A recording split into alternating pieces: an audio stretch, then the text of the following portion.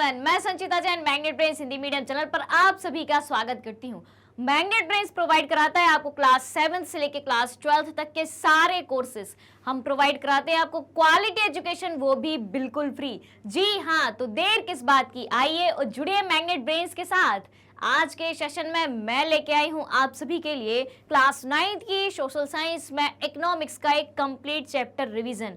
आज होगा one shot revision, निर्धनता एक चुनौती का। तो फटाफट से सेशन को जल्दी से जल्दी ज्यादा से ज्यादा लाइक कर दें और ज्यादा से ज्यादा आप सभी इसको शेयर कर दें। तो चलिए शुरू करते हैं। सबसे पहले हम जानते हैं इसके परिचय के बारे में। तो फटाफट से एक बार हम देख लेते हैं कि इस चैप्टर में हमें किन किन पॉइंट्स को कवर करना है। सबसे पहले हम देखें, पहला पार्ट जो है इसका वो है निर्धनता क्या है। इसमें हम जानेंगे कि निर्धनता या गरीबी किसे कहते हैं। उसके बाद जानेंगे शहरी निर्धनता क्या होती है, ग्रामीण निर्धनता क्या होती है और गरीबी का दुष्चक्र क्या होता है। उसके बाद हम जानेंगे दूसरे पार्ट के बारे में।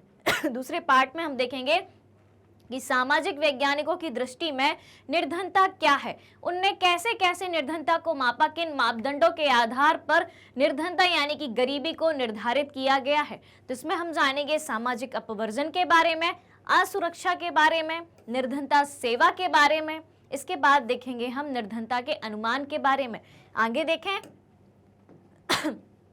उसके बाद इसी पार्ट में हम देखेंगे असुरक्षित समूह क्या होते हैं, अंतरराज्यीय असमानताएं यानी कि विभिन्न राज्यों के बीच में गरीबी को लेकर क्या क्या असमानताएं हैं, अलग अलग राज्यों के गरीबी में क्या आंकड़े हैं। उसके बाद देखेंगे हम वैश्विक निर्धनता परिचय यानी कि विश्व के अलग अलग देशों में निर्धनता किस तरीके से व्याप्त है, उस बारे में जानेंगे। उसके बाद हम देखेंगे निर्धनता के कारण जानेंगे और साथ ही साथ इसमें हम देखेंगे कि निर्धनता निरोधी उपाय कौन कौन से हैं, यानी कि वो कौन कौन से उपाय हैं जो निर्धनता यानी कि गरीबी को दूर करने के लिए किए गए हैं। उसके बाद देखेंगे सरकारी और गैर सरकारी प्रयास यानी कि सरकार ने गरीबी को दूर करने के लिए कौन से प्रयास किए हैं और गैर सरकारी प्रयास ऐसे कौन कौन से प्रयास हो सकते हैं जिनके जरिए निर्धनता को दूर किया जा सकता है। उसके बाद हम देखेंगे भावी चुनौतियां यानी कि निर्धनता के कारण भविष्य में आने वाली चुनौतियां कौन कौन सी हैं, उसके बारे में जानेंगे। तो चलिए शुरू करते हैं फटाफट से इसको अपन।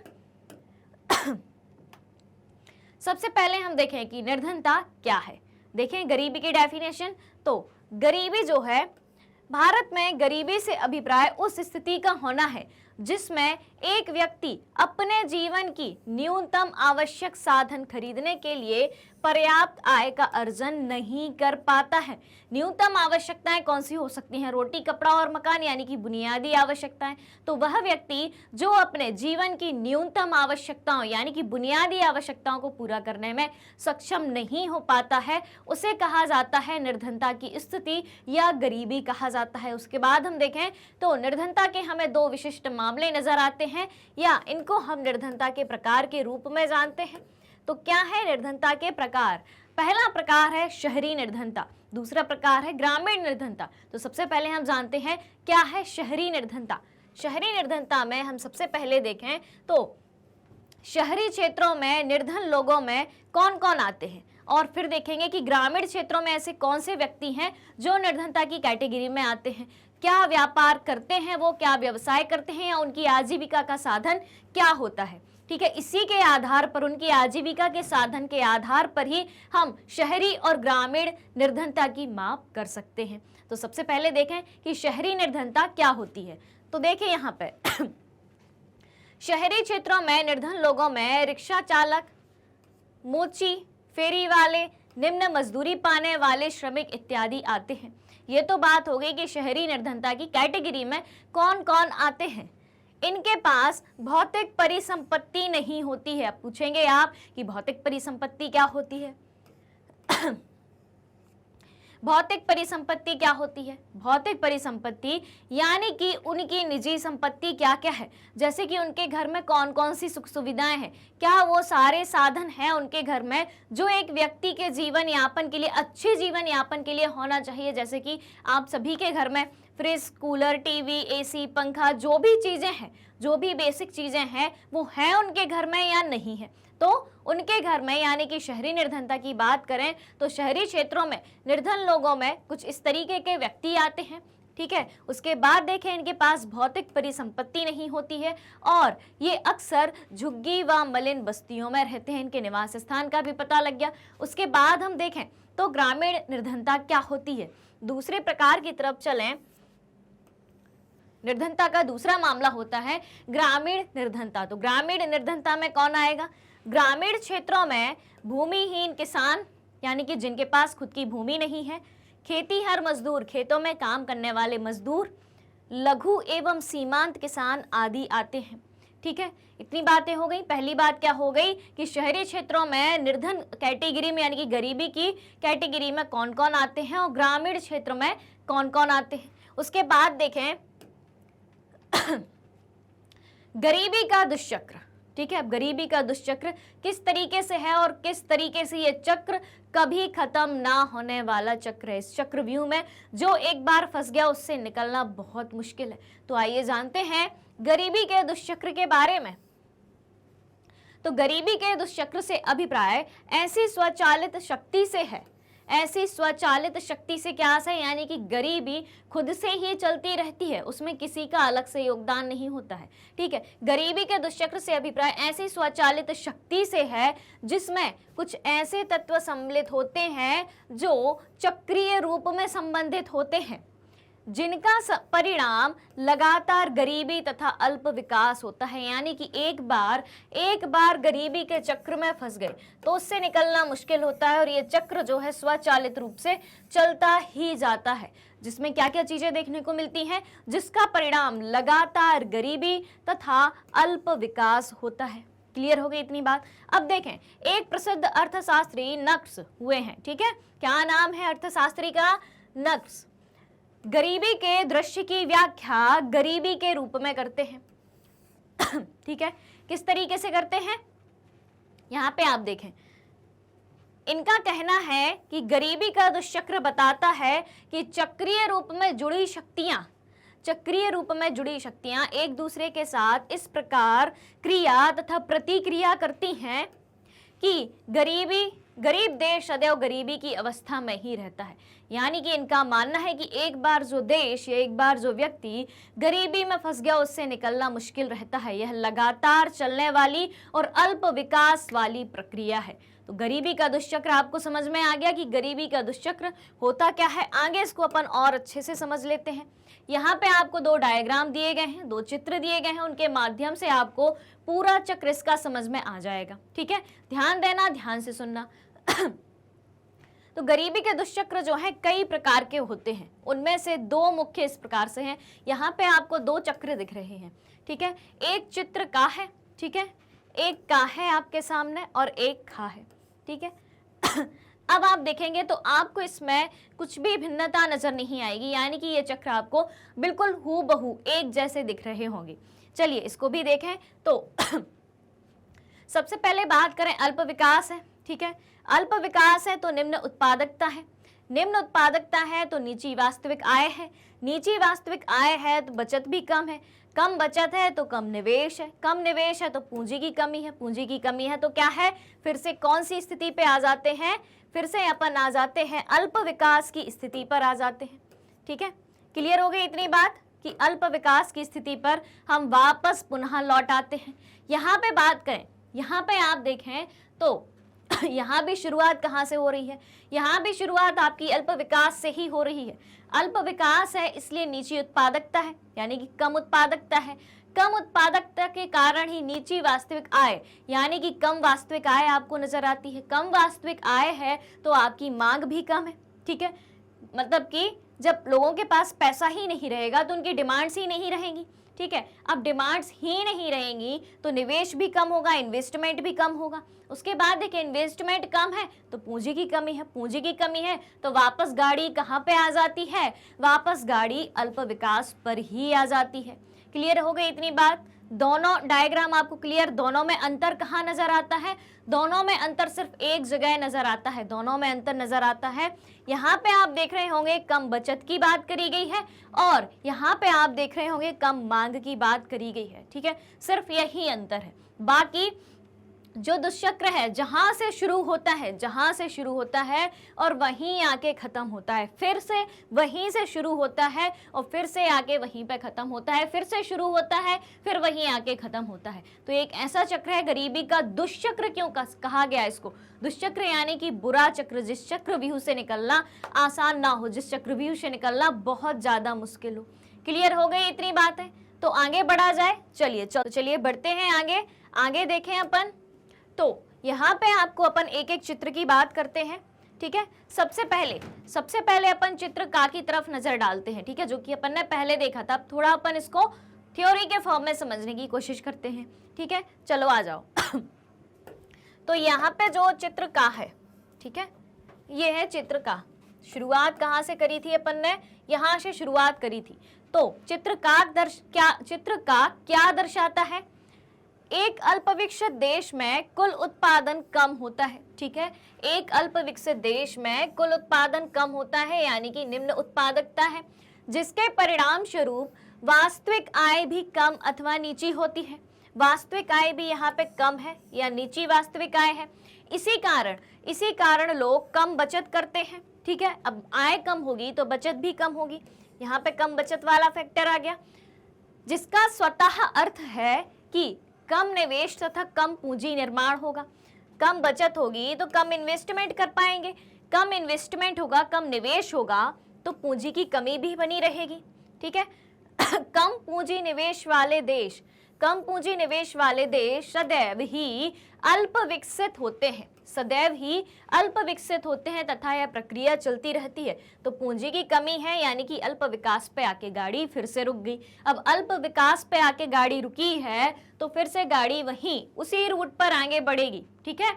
अल्प विकास होगा तो फिर से निम्न उत्पादकता होगी, फिर से वास्तविक आय कम होगी, फिर से बचत कम होगी, फिर से कम निवेश होगा, फिर से पूंजी की कमी होगी, फिर से अल्प विकास कम होगा, और ये जो चक्र है वो ऐसे घूमता ही जाएगा और अनंत तक कभी खत्म ना होने वाला चक्र बना रहेगा। उसके बाद अपन आगे का एक और डायग्राम देख लेते हैं। चित्रखा की बात करें, चित्रखा क्या दर्शाता है आपको? चित्रखा दर्शाता है कि अल्प विकसित देश की उत्पादकता नीची होती है, कम उत्पादकता है, जिसका परिणाम क्या है? जिसका परिणाम है कम वास्तविक आय, ठीक है। क्या परिणाम है? कम वास्तविक आय है, ठीक है। कम वास्तविक आय है तो जब लोगों की वास्तविक आय कम होगी तो मांग में भी कमी होगी। यहाँ पे ये आ गया दूसरा फैक्टर। उसमें क्या था? कम बचत का फैक्टर था, इसमें कम मांग का फैक्टर है, ठीक है। मांग में कमी आएगी तो क्या होगा? कम निवेश होगा, यानी कि मांग में जब कमी आएगी तो बाजार छोटे हो जाएंगे। बाजार का आकार छोटा होने के कारण निवेश गिर जाता है, जिसके कारण कम पूंजी निर्माण होता है तथा यही प्रक्रिया जो है फिर से आरंभ हो जाती है।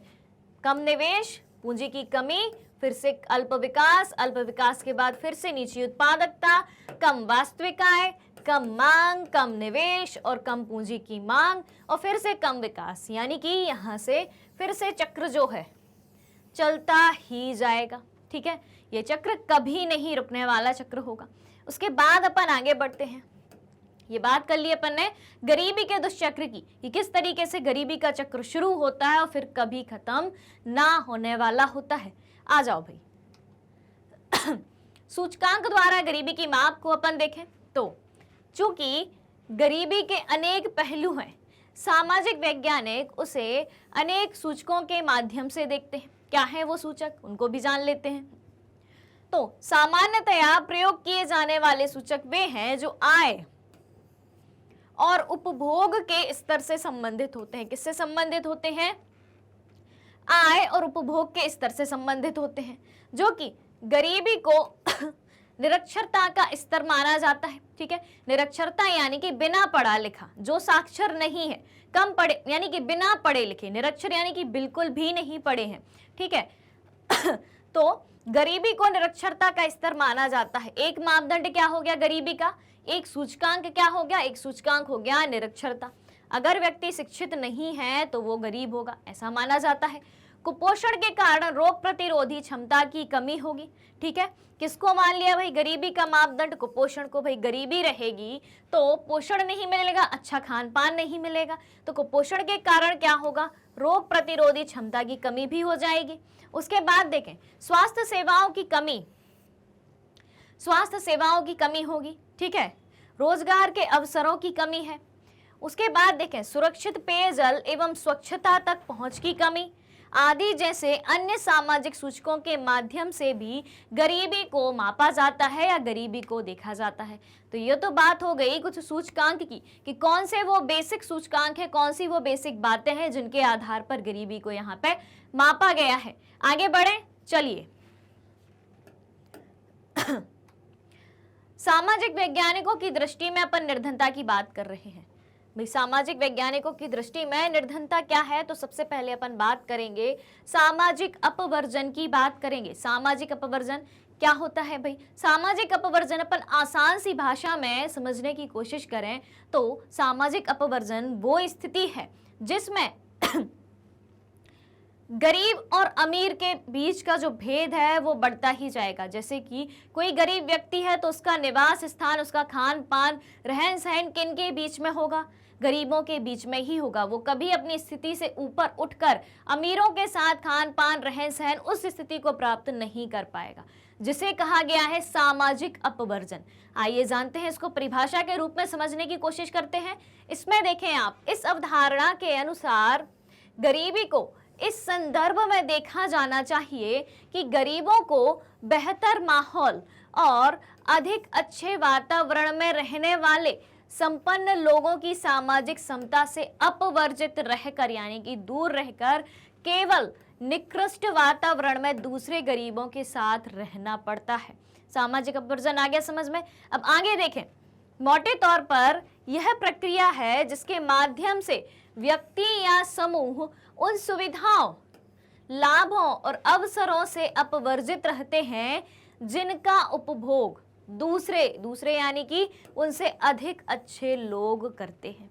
ठीक है, जिन सुविधाओं का उपभोग दूसरे लोग कर रहे हैं उनसे अधिक अच्छे स्तर पर जो है, उन सुविधाओं से, उन उपभोग से गरीब व्यक्ति वंचित रहते हैं, तो उसे कहा जाता है सामाजिक अपवर्जन। उसके बाद देखें, इसका एक विशिष्ट उदाहरण भारत में जाति व्यवस्था की कार्यशैली है। क्या है, जाति व्यवस्था की कार्यशैली है, जिसमें कुछ जातियों के लोगों को समान अवसरों से अपवर्जित रखा गया है। क्या हुआ है, क्या है इसका उदाहरण, भारत में सबसे विशिष्ट उदाहरण ये है भारत की जाति व्यवस्था, जिसमें क्या है कि जातियों के बीच भेदभाव है। एक जाति के लोग यानी कि उच्च जाति के लोग अपने से निचली जातियों के लोगों के साथ बुरा व्यवहार करते हैं। दोनों एक दूसरे के साथ उठ बैठ नहीं सकते, खान पान की बातें नहीं होती, खान पान, रहन सहन एक जाति का दूसरी जाति के समान नहीं होता। तो भारत में इसका सबसे अच्छा उदाहरण क्या है, जाति व्यवस्था। सामाजिक अपवर्जन का सबसे अच्छा उदाहरण है भारत की जाति व्यवस्था। क्लियर इतनी बातें? अगर अभी भी समझ में ना आया हो तो आप सभी जो है कमेंट बॉक्स में कमेंट करके मुझे बता सकते हैं, आपका आंसर जो है आप तक बहुत अच्छे से पहुंचाया जाएगा। ठीक है, तो ये बात हो गई, एक बात हो गई सामाजिक अपवर्जन की बात हो गई। अब हम बात करें, दूसरी बात करें, असुरक्षा की बात करें। असुरक्षा की बात करें तो गरीबी के प्रति असुरक्षा जो है एक माप है। किस तरीके से है? जो कुछ विशेष समुदायों जैसे किसी पिछड़ी जाति के सदस्य या व्यक्तियों जैसे कोई विधवा, शारीरिक रूप से विकलांग व्यक्ति के भावी वर्षों में गरीब होने या बने रहने की अधिक संभावना जताता है। असुरक्षित व्यक्ति कौन हो सकते हैं, किनको इनसिक्योरिटी फील होगी, किनको इनसिक्योरिटी फील होगी और वो आगे जाके गरीबी के शिकार हो सकते हैं या वर्तमान में गरीबी के शिकार हैं। जैसे कि कोई व्यक्ति, कोई विधवा है या कोई शारीरिक रूप से विकलांग है, जो व्यक्ति खुद का काम खुद भी नहीं कर सकता, खुद के बेसिक काम, खुद की दिनचर्या से संबंधित काम भी खुद नहीं कर सकता, तो क्या वो आगे जाके अपने आय के साधन खोज पाएगा? क्या वो पैसे कमा पाएगा? तो सबसे ज्यादा असुरक्षित समूह इन्हें माना गया है। या फिर कोई पिछड़ी जाति के सदस्य जिन्हें आगे बढ़ने के अवसरों में कमी दिखाई दे, तो उन्हें क्या कहा गया है कि वो समूह जो है, वो व्यक्ति जो है असुरक्षा के दायरे में आते हैं। असुरक्षा का निर्धारण परिसंपत्तियों, शिक्षा, स्वास्थ्य और रोजगार के अवसरों के रूप में जीविका खोजने के लिए विभिन्न समुदायों के पास उपलब्ध विकल्पों से है। यानी कि असुरक्षा का निर्धारण कैसे किया गया है? परिसंपत्ति यानी कि व्यक्ति के पास संपत्ति ना हो, व्यक्ति शिक्षित ना हो, व्यक्ति का स्वास्थ्य अच्छा ना हो, और रोजगार के अवसरों के रूप में यानी कि रोजगार के अवसर ना हो, तो रोजगार के अवसरों के रूप में जीविका खोजने के लिए विभिन्न समुदायों के पास उपलब्ध विकल्पों से है कि क्या विभिन्न समुदायों के पास उनकी आजीविका को खोजने के विकल्प हैं, उनको रोजगार के विकल्प हैं। अगर नहीं है तो क्या है? असुरक्षा की स्थिति बनी हुई है। किस चीज को लेके? गरीबी को लेके। क्लियर हो गई इतनी बात कि असुरक्षा के द्वारा कैसे गरीबी होती है। क्लियर हो गई इतनी बातें? तो बढ़े आगे, चलिए चलते हैं आगे, आ जाओ। इसका विश्लेषण प्राकृतिक आपदाओं के द्वारा भी हो सकता है। किस तरीके से? प्राकृतिक आपदाओं जैसे भूकंप, सुनामी, बाढ़, आतंकवाद आदि मामलों में इन समूहों के समक्ष विद्यमान बड़े जोखिमों के आधार पर किया जाता है। जैसे कभी किसी क्षेत्र विशेष में प्राकृतिक आपदाएं हो जाए, जैसे भूकंप, सुनामी, बाढ़ आ जाए, वहां की अर्थव्यवस्था, उस वहां के जान माल को हानि पहुंचेगी। ठीक है, वहां एक तरीके से देखें तो प्रकोप आया है, प्राकृतिक प्रकोप आया है, तो वहां विध्वंस जैसी स्थिति, सब कुछ नष्ट होने जैसी स्थिति पैदा हो जाती है। तो जो भी समूह प्राकृतिक आपदाओं या आतंकवाद की चपेट में आए हैं, ठीक है, तो क्या है भाई, उनको आगे जाके जो है जोखिम है। किस चीज को जोखिम है भाई? उनकी सुरक्षा को लेके जोखिम है कि भाई उनके आय के साधन बचेंगे कि नहीं, वो अपना जीवन यापन अच्छे से कर पाएंगे या नहीं। उसके बाद देखें कि इन जोखिमों से निपटने के लिए, जोखिम यानी कि खतरा, इन जोखिमों से निपटने की उन सामाजिक और आर्थिक क्षमता के आधार पर जो है गरीबी का निर्धारण किया जाता है। क्लियर होगी इतनी बातें? दो बातें कर ली अपन ने, सामाजिक अपवर्जन की बात कर ली और असुरक्षा की बात कर ली। अब चलते हैं आगे, गरीबी रेखा की बात करें। गरीबी रेखा क्या है भाई? सब सुनते हैं गरीबी रेखा, गरीबी रेखा, गरीबी रेखा। ठीक है, गरीबी रेखा क्या है? पॉवर्टी लाइन क्या है? गरीबी पर चर्चा के केंद्र में सामान्यतया गरीबी रेखा की अवधारणा होती है। गरीबी के आकलन की एक सर्वमान्य विधि है। क्या है विधि? सर्वमान्य विधि क्या है? आय तथा उपभोग स्तरों पर आधारित है। काल एवं स्थान के अनुसार गरीबी रेखा भिन्न हो सकती है। किसके आधार पर?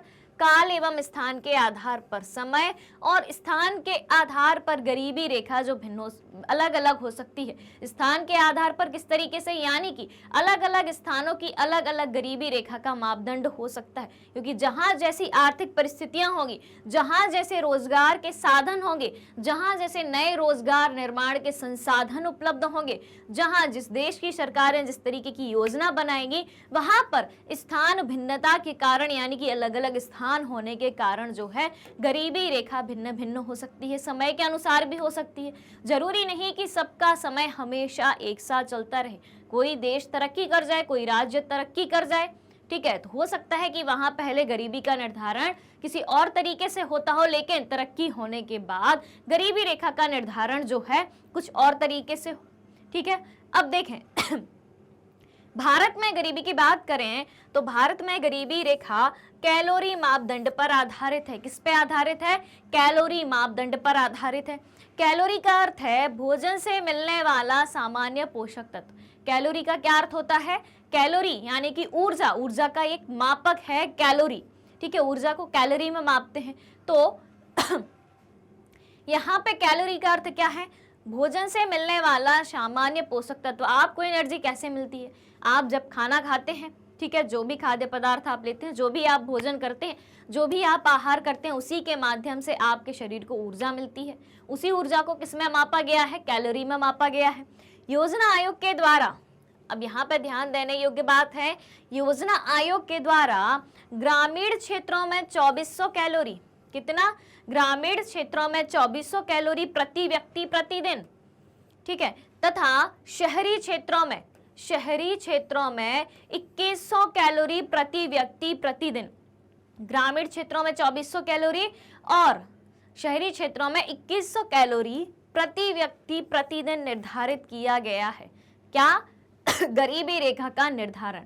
अगर शहरी क्षेत्र में कोई व्यक्ति 2400 कैलोरी प्रति व्यक्ति प्रतिदिन ले रहा है और किसमें शहरी क्षेत्रों में 2100 कैलोरी और ग्रामीण क्षेत्रों में कोई व्यक्ति 2400 कैलोरी प्रति व्यक्ति प्रतिदिन ले रहा है तो वो गरीबी रेखा से ऊपर है। इससे नीचे अगर किसी व्यक्ति को कैलोरी मिल रही है तो वो गरीबी रेखा के नीचे आता है। क्लियर हो गई इतनी बात कि भारत में कैलोरी को गरीबी रेखा का मापदंड शहरी क्षेत्र और ग्रामीण क्षेत्र में किस तरीके से माना गया है। चलिए तो चलते हैं आगे। चूंकि ग्रामीण क्षेत्रों में रहने वाले लोग अधिक श्रम करते हैं, यानी शारीरिक कार्य अधिक करते हैं। अब भाई ग्रामीण क्षेत्रों में 2400 कैलोरी प्रति व्यक्ति प्रतिदिन क्यों है और शहरी क्षेत्रों में उससे कम 2100 कैलोरी क्यों है? क्योंकि ग्रामीण क्षेत्र में रहने वाले लोग अधिक श्रम करते हैं, यानी कि शारीरिक कार्य जो है अधिक करते हैं। इसलिए ग्रामीण क्षेत्रों में कैलोरी की आवश्यकता शहरी क्षेत्रों की तुलना में अधिक मानी गई है। उसके बाद देखें, अनाज आदि के रूप में कैलोरी आवश्यकता को खरीदने के लिए प्रति व्यक्ति मौद्रिक व्यय तथा कीमतों में वृद्धि के आधार पर मासिक प्रति व्यक्ति उपभोग व्यय, मासिक प्रति व्यक्ति उपभोग व्यय के द्वारा 2000 में किसी व्यक्ति के लिए गरीबी रेखा का निर्धारण ग्रामीण क्षेत्रों में 328 रुपए प्रति माह, कितना?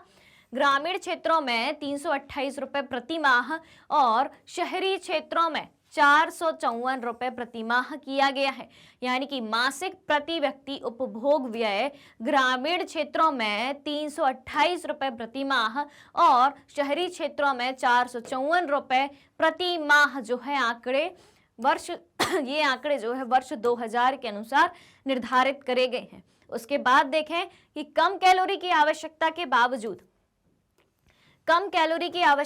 बावजूद शहरी क्षेत्रों के लिए अधिक राशि निश्चित की गई है। भाई शहरी क्षेत्रों में कितनी की गई है? 454 रुपए, जबकि इन्हें कैलोरी कितनी चाहिए? 2100, ठीक है। और ग्रामीण क्षेत्रों में 328 रुपए निर्धारित किए गए, जबकि इन्हें कैलोरी कितनी चाहिए? इन्हें चाहिए 2400, ठीक है।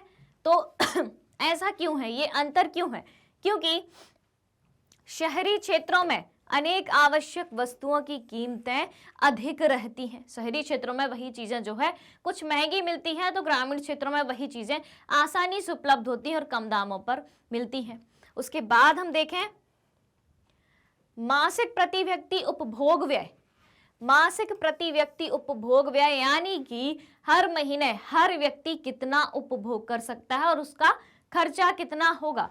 एक व्यक्ति के द्वारा खर्च किए जाने वाली उस राशि से है जिससे उसके आवश्यक उपभोग की वस्तुएं कौन सी हो सकती हैं? आवश्यक उपभोग की वस्तुएं जैसे अर्थात खाद्यान्न वस्तु एवं आवास प्राप्त होता है।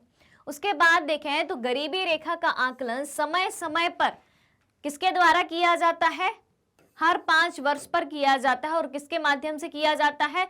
प्रतिदर्श सर्वेक्षण के माध्यम से किया जाता है। और यह प्रतिदर्श सर्वेक्षण कौन करता है? यह सर्वेक्षण जो है राष्ट्रीय प्रतिदर्श सर्वेक्षण संस्थान यानी कि NSSO।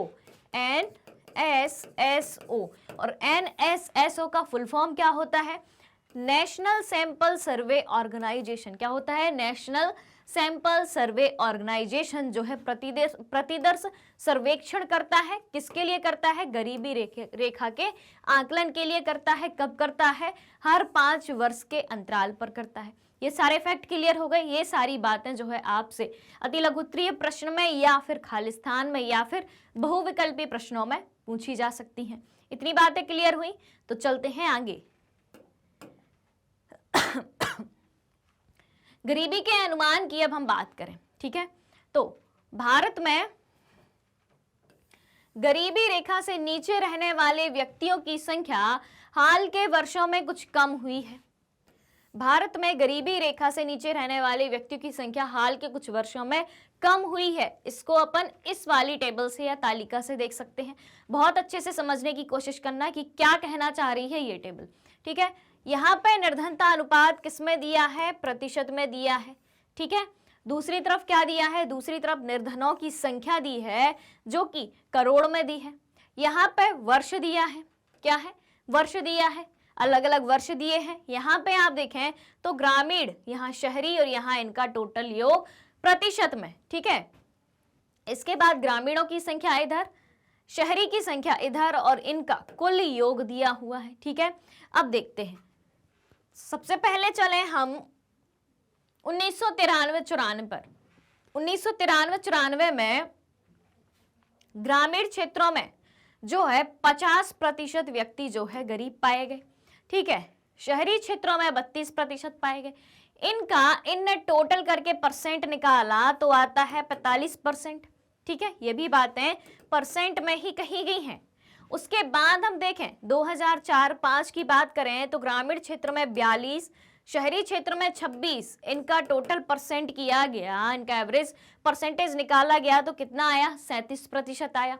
तो यहाँ पे आपको क्या दिख रहा है भाई, ग्रामीण क्षेत्र में 50 से 42 यानी कि कम हुआ है, शहरी क्षेत्र में 32 से 26 यानी कि 8% यहाँ भी कम हुआ है। टोटल यहाँ पे देखें तो 45 से 37 दिखता है अपन को, ठीक है। 45 से कितना दिखता है, 37, 45 से 37 दिखता है, तो यहाँ भी हमें कम होता नजर आया है। धीरे धीरे आप देखें तो 34%, 26% यहाँ भी कम होता नजर आ रहा है। इसके बाद देखें तो 21% और 14%, ठीक है। और यहाँ भी अपन देखें तो धीरे धीरे परसेंट जो है नीचे ही गिर रहा है, यानी कि डिक्रीज ही हो रहा है, कम ही हो रहा है। यहाँ पे अपन करोड़ों में संख्या देखें तो ग्रामीणों की संख्या 1993-94 में, ठीक है, ग्रामीण गरीबी की संख्या जो है 329 करोड़ है, ठीक है। फिर यहाँ पे अपन देखें तो 3 और कम हो गई, 3 करोड़ और कम हो गई। यहाँ पे देखें तो 326 से 278 आ गई, फिर 278 से आप देखें तो 217 आ गई। उसके बाद देखें शहरी की बात करें तो 75 से 81 आती है, यानी कि थोड़ी सी बढ़ती है यहाँ पे, ठीक है। फिर 81 से 76 और 76 से 53 फिर से हमें घटती हुई नजर आती है। फिर इनका टोटल किया जाए तो 404 से यहाँ पे 3 करोड़ बढ़ते हुए नजर आ रहे हैं, क्योंकि शहरी गरीबी यहाँ पे थोड़ी सी बढ़ गई थी। फिर इसके बाद जो है आंकड़ा कम होता हुआ ही नजर आ रहा है, यानी कि भारत में गरीबी के जो आंकड़े हैं पिछले कुछ वर्षों की तुलना में धीरे धीरे कम होते नजर आ रहे हैं। इतनी बात हो गई क्लियर। अब चलते हैं आगे। अब देखें असुरक्षित समूह की बात करें, ठीक है। अभी अपन ने सामाजिक अपवर्जन, गरीबी रेखा और असुरक्षा की बात करी थी। अब हम बात करेंगे असुरक्षित समूह की। तो गरीबी रेखा से नीचे के लोगों का अनुपात भी भारत में सभी सामाजिक समूहों और आर्थिक वर्गों में एक समान नहीं है। क्या है, गरीबी रेखा से नीचे के लोगों का अनुपात भी भारत में सभी सामाजिक समूह और आर्थिक वर्गों में एक समान नहीं है। कैसे, जो सामाजिक समूह गरीबी के प्रति सर्वाधिक असुरक्षित हैं, वो कौन कौन से समूह हैं, कौन कौन से असुरक्षित समूह हैं, वो है अनुसूचित जाति और अनुसूचित जनजाति के परिवार हैं, ठीक है। इसी प्रकार आर्थिक समूहों में सबसे अधिक असुरक्षित समूह कौन है, सबसे असुरक्षित समूह कौन है, तो सबसे असुरक्षित समूह जो इसमें है वो माने जाते हैं ग्रामीण खेतीहर मजदूर, यानी कि गांव में खेत में काम करने वाले मजदूर परिवार, और नगरीय अनियत मजदूर। यानी नगरीय अनियत मजदूर से क्या मतलब है, नगरीय अनियत मजदूर यानी कि जिनको नियमित काम ना मिलता हो, रेगुलर काम ना मिलता हो, कभी काम मिल गया और कभी काम नहीं मिला, ठीक है। तथा असंगठित क्षेत्र में काम करने वाले मजदूर, यानी कि जिनको कभी भी काम से निकाला जा सकता है, वो क्या कहलाएंगे, वो किस कैटेगरी में आएंगे, वो आएंगे असुरक्षित समूह की कैटेगरी में आएंगे। क्लियर इतनी बातें। चलिए तो बढ़ते हैं अपन आगे। यहाँ पे देखें, हाँ जी चलिए, तो यहाँ पे आपको एक ग्राफ नजर आ रहा है, ठीक है। असुरक्षित समूहों की अपन बात कर रहे हैं, तो असुरक्षित समूहों में किस तरीके से जो है गरीबी हमें नजर आती है, ठीक है। चलिए, तो यहाँ पे आप देख रहे होंगे कि सामाजिक समूह एवं आर्थिक वर्ग की यहाँ पे बात हो रही है, ठीक है। सामाजिक समूह एवं आर्थिक वर्ग की बात हो रही है। यहाँ पे आप देखें अनुसूचित जनजाति, अनुसूचित जाति, तीसरा वर्ग, भारतीय निर्धनता अनुपात का औसत यहाँ पे दिया है। फिर अनियत कृषि श्रमिक ग्रामीण और अनियत गैर कृषि श्रमिक शहरी। ठीक है, ग्रामीण अलग है और शहरी अलग है। अनियमित कैसे? अनियत कैसे? यानी कि उनको नियमित रूप से काम नहीं मिलता है, कभी काम मिल गया कभी काम नहीं मिलना, यानी कि काम की अनिश्चितता है। ठीक है, चलो भाई अब आ जाते हैं अपन आगे। तो यहाँ पे हम देखें, इस वर्ग में प्रति 100 पुरुष में निर्धनता की संख्या दी गई है। ठीक है, यहाँ से 0 से आंकड़ा शुरू होता है, 0, 10, 20, 30, 40, 50, यानी कि प्रति 100 पुरुषों में से कितने पुरुषों को काम मिलता है और नहीं मिलता है। तो अनुसूचित जाति में, अनुसूचित जनजाति में अपन बात करें, एसटी में बात करें, तो अनुसूचित जनजाति के जो है 100 में से 43 पुरुषों को काम मिलता है। ठीक है, अनुसूचित जाति की बात करें तो 100 में से 29 पुरुषों को काम मिल रहा है। भारतीय निर्धनता अनुपात का औसत देखें तो यहाँ पे अपन को 22 दिखता है। ठीक है, उसके बाद हम देखें अनियत कृषि श्रमिक ग्रामीण क्षेत्र की बात करें तो ग्रामीण क्षेत्र में जो है कितना है, 34 है।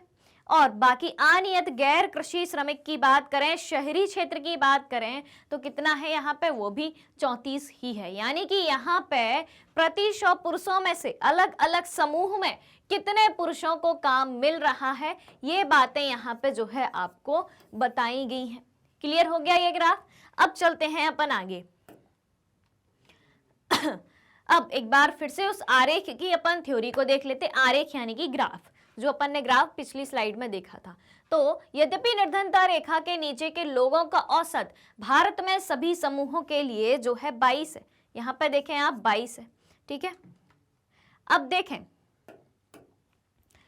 अनुसूचित जनजातियों के 100 में से 43 लोग अपनी मूल आवश्यकताओं को पूरा करने में असमर्थ है, यानी कि 100 में से 43 लोगों को काम नहीं मिलता है। इसी तरह नगरीय क्षेत्रों में 34% अनियत मजदूर निर्धनता के रेखा के नीचे हैं और लगभग 34% अनियत कृषि श्रमिक मजदूर जो हैं ग्रामीण क्षेत्रों में अनियत मजदूरी के शिकार हैं। यहाँ पे आप देखें। ठीक है, उसके बाद हम देखें तो ग्रामीण क्षेत्र में और 29% जो है अनुसूचित जातियां भी निर्धन है। अनुसूचित जाति जो है यहाँ पे 29% आंकड़ा नजर आता है। उसके बाद हम देखें कि अनुसूचित जाति या अनुसूचित जनजाति, अनुसूचित जाति या अनुसूचित जनजाति के सामाजिक रूप से सुविधा वंचित सामाजिक समूहों का भूमिहीन अनियत दिहाड़ी, यानी कि कभी मजदूरी मिलेगी कभी मजदूरी नहीं मिलेगी, अनियत दिहाड़ी श्रमिक होना उनकी दोहरी असुविधा की समस्या की गंभीरता को दिखाता है। ठीक है, बात क्लियर हो गई कि किस तरीके से प्रति 100 पुरुषों में से कितने पुरुष अलग अलग समूहों में जो है गरीबी के शिकार हैं, यानी कि उनको रोजगार नहीं मिलता है। रोजगार नहीं मिलता है तो गरीबी पनपने लगती है। रोजगार और गरीबी का एक दूसरे से गहरा संबंध है, यानी कि अगर कोई व्यक्ति जो है कमाना चाहता है पर उसे काम ना मिले तो उसे क्या कहा जाता है, बेरोजगार। ठीक है, तो अगर व्यक्ति के पास रोजगार नहीं है, काम करने के साधन नहीं है, आय कमाने के साधन नहीं है, तो क्या होगा भाई, पैसा नहीं आएगा तो धीरे धीरे गरीबी जो है पनपती जाएगी। क्लियर हो गई ये बातें? चलिए अब बढ़ते हैं आगे देखें। तो हाल के कुछ अध्ययनों ने दर्शाया है कि 1990 के दशक के दौरान अनुसूचित जनजाति परिवारों को छोड़कर अन्य सभी तीनों समूहों, अनुसूचित जाति, ग्रामीण कृषि श्रमिक और शहरी अनियमित मजदूर परिवार में निर्धनता में कमी आई है। उसके बाद देखें, इन सामाजिक समूहों के अतिरिक्त परिवारों में भी आय में असमानता है, यानी कि सभी की आय जो है बराबर नजर नहीं आई है, बराबर नहीं है। निर्धन परिवारों में सभी लोगों को कठिनाइयों का सामना करना पड़ता है, लेकिन कुछ लोग दूसरों से अधिक कठिनाइयों का सामना करते हैं। कुछ संदर्भों में महिलाओं, वृद्ध लोगों और बच्चियों को भी ढंग से जो है परिवार के उपलब्ध संसाधनों तक पहुंच से वंचित किया जाता है। ठीक है, किन किन को, महिलाओं को, वृद्ध लोगों को और बच्चियों को भी ढंग से परिवार के उपलब्ध संसाधनों तक पहुंच से जो है वंचित किया जाता है। यानी कि ये जो समूह है, ये जो परिवार के लोग हैं, ठीक है, वो उपलब्ध संसाधनों तक नहीं पहुंच पाते हैं। उनको हमेशा हर चीज का अभाव ही बना रहता है, उनको कमी ही बनी रहती है। ठीक है, आगे बात समझ में, इतनी बातें क्लियर हुई। अब देखें अपन आगे अंतरराज्यीय असमानताओं की बात करें कि अलग अलग राज्यों के बीच में जो है किस तरीके से अपन को असमानताएं नजर आती हैं। ठीक है, अलग अलग राज्यों के बीच में किस तरीके से असमानताएं, किस चीज को लेके, गरीबी को लेके असमानताएं नजर आती हैं, क्योंकि एक राज्य में जो है गरीबी कम हो सकती है, वहीं दूसरे राज्य में गरीबी अधिक हो सकती है। ठीक है, चलिए तो देखें भारत में निर्धनता का एक और पहलू या आयाम है, प्रत्येक राज्य में निर्धन लोगों का अनुपात जो है एक समान नहीं है। ठीक है, हर राज्य में निर्धनता का अनुपात या निर्धन लोगों का अनुपात जो है भारत के हर राज्य में एक समान नहीं है। उसे ही क्या कहा गया है, अंतरराज्यीय असमानताएं कहा गया है। फिर दूसरे पॉइंट की तरफ अपन आगे बढ़े। यद्यपि 1970 के दशक के प्रारंभ से ही राज्य स्तरीय निर्धनता में सुदीर्घकालिक कमी बनी हुई है, यानी कि निर्धनता का स्तर जो है दीर्घकाल से उतना ही बना हुआ है।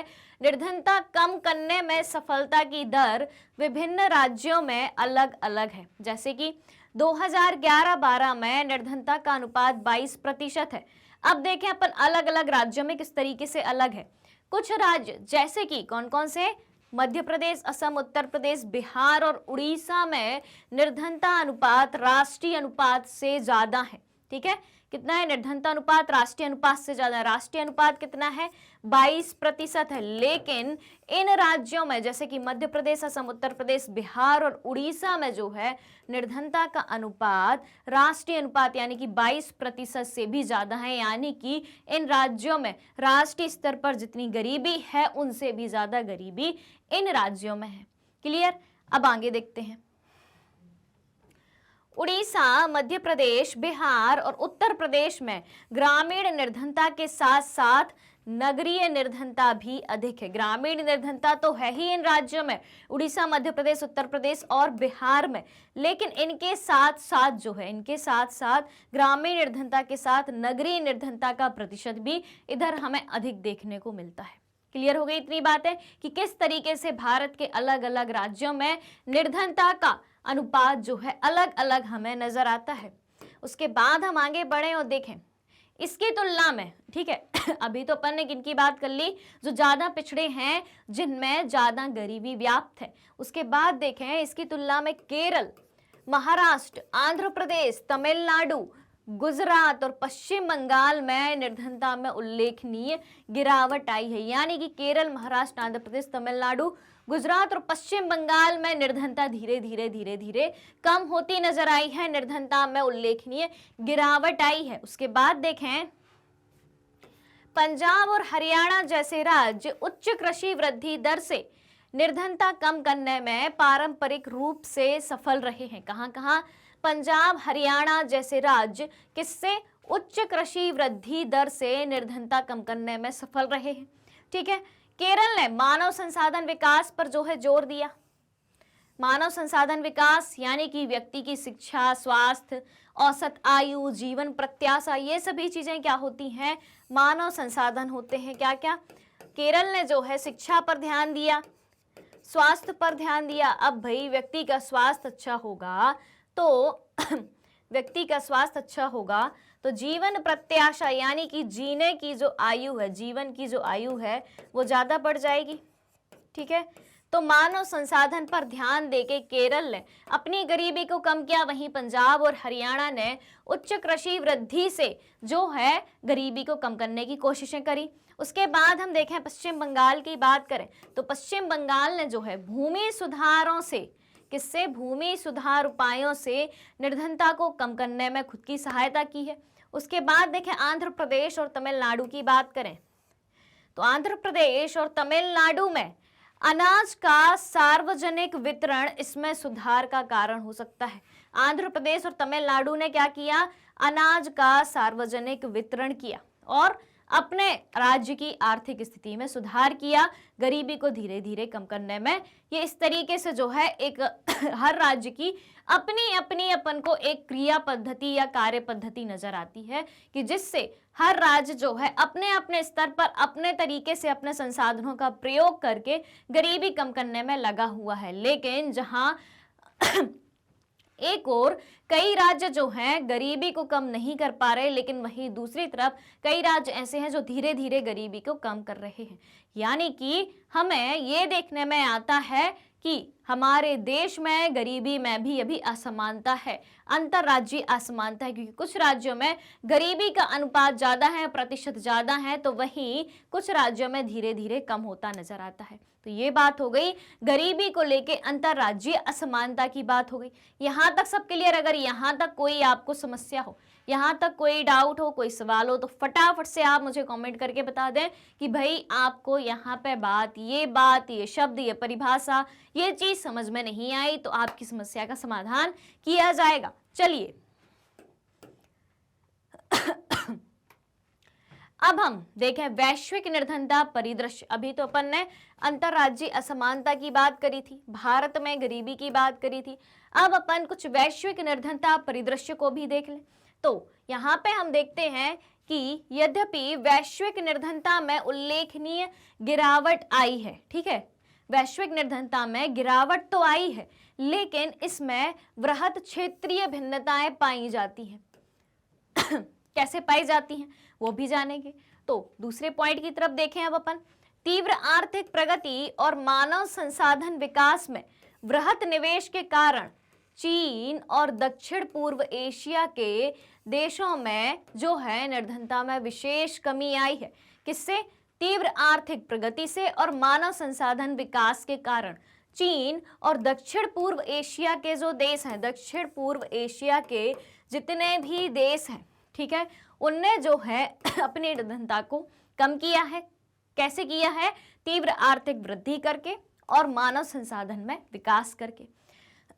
उसके बाद देखें दक्षिण एशिया के देश, यानी कि यहाँ के देश, दक्षिण एशिया के देश देखें तो दक्षिण एशिया के देशों में भारत, पाकिस्तान, श्रीलंका, नेपाल, बांग्लादेश और भूटान। कौन कौन से देश? भारत, पाकिस्तान, श्रीलंका, नेपाल, बांग्लादेश और भूटान में निर्धनों की संख्या में गिरावट इतनी ही तीव्र रही है और 2005 में 34% से गिरकर 2013 में जो है 16.2% हो गई है। कहां से?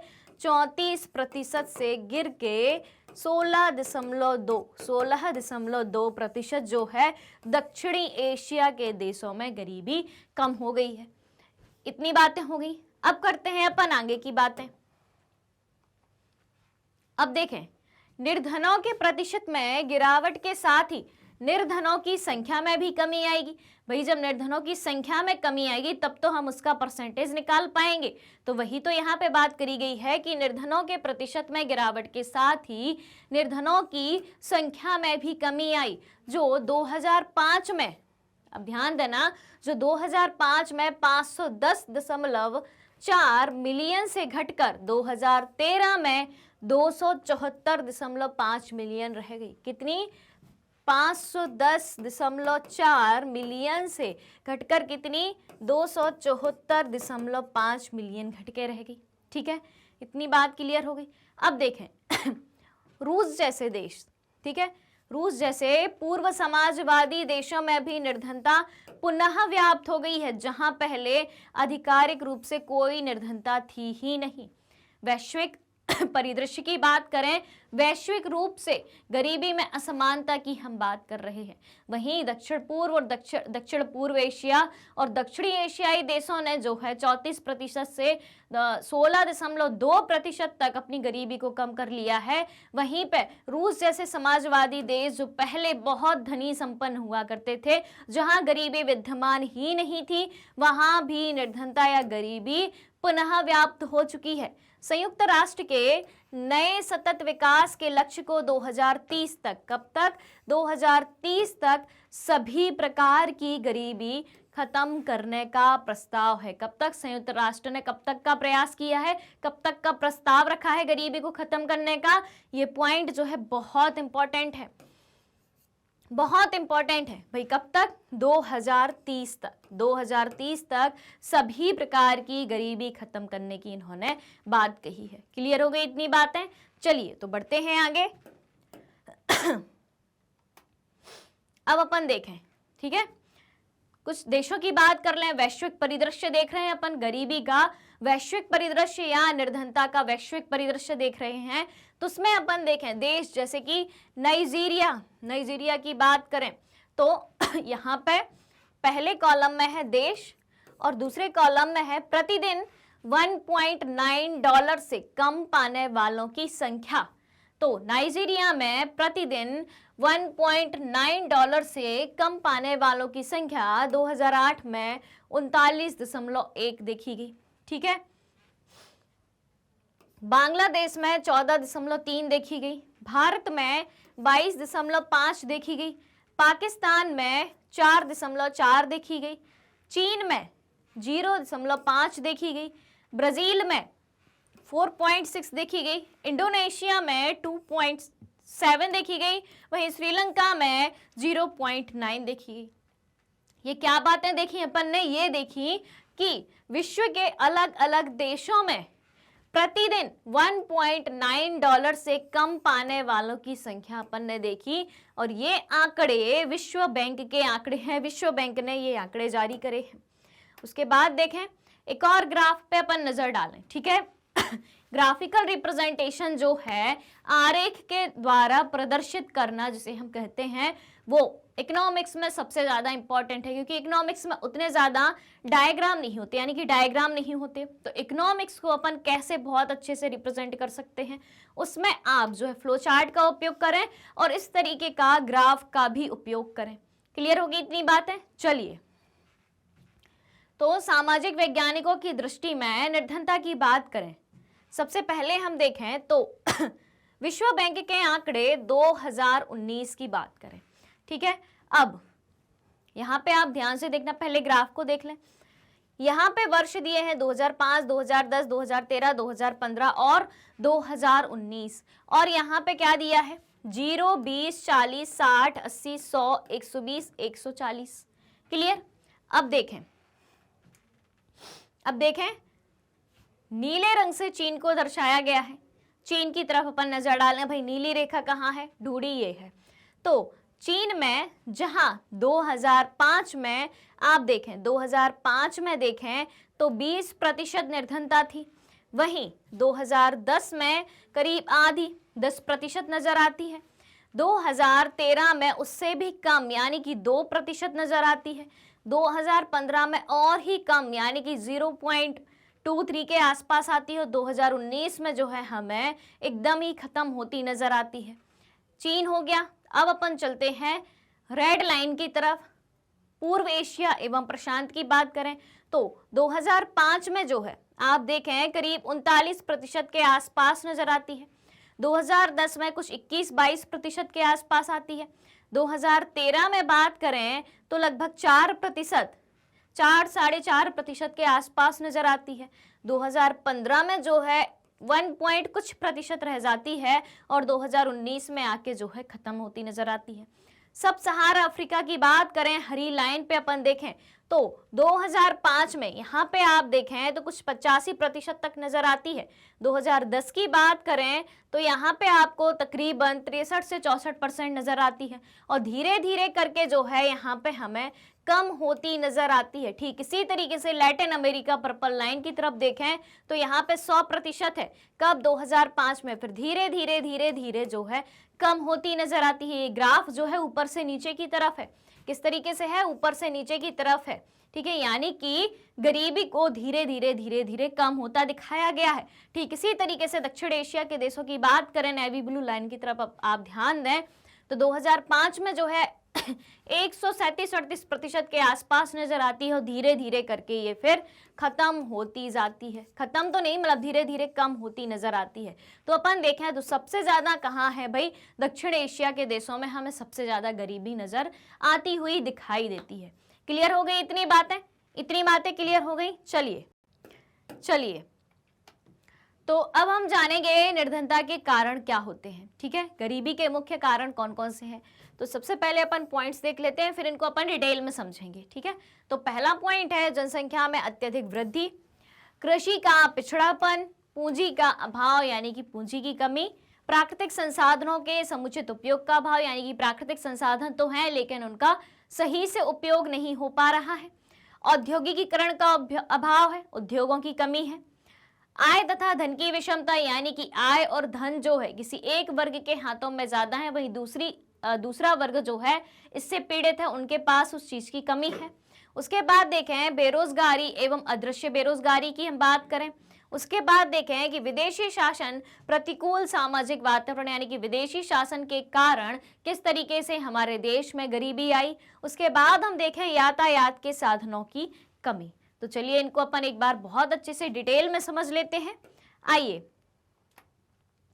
भारत में गरीबी के अनेक कारण हैं, जिनमें से कुछ इस प्रकार से हैं। पहला कारण है आपके सामने जनसंख्या में अत्यधिक वृद्धि। अब जनसंख्या में अत्यधिक वृद्धि कैसे? जनसंख्या में वृद्धि ज्यादा होगी तो संसाधन तो भाई उतने ही हैं, देश में जगह भी उतनी है, देश में संसाधन भी उतने हैं, रोजगार के साधन भी उतने ही हैं। तो जब जनसंख्या में वृद्धि बढ़ेगी, संसाधनों की पूर्ति नहीं हो पाएगी, वस्तुओं की पूर्ति नहीं हो पाएगी, लोगों को रहने के लिए पर्याप्त जगह भी नहीं मिलेगी, और साथ ही साथ रोजगार के साधन तो कम होंगे ही। अब जनसंख्या में वृद्धि और रोजगार के साधनों में कमी, ये सीधे तौर पे हमें क्या दर्शाता है? सीधे तौर पे हमें गरीबी को दिखाता है। ठीक है, तो जनसंख्या वृद्धि का सीधे डायरेक्टली एकदम संबंध है, किससे? गरीबी से संबंध है। तो भारत की गरीबी का मुख्य कारण है देश की तेजी से बढ़ती हुई जनसंख्या है। देश में पहले तो जनसंख्या वृद्धि दर जो है 2.5% वार्षिक थी। कितनी थी? 2.5% थी, जो अब लगभग 1.7% पर आ गई है।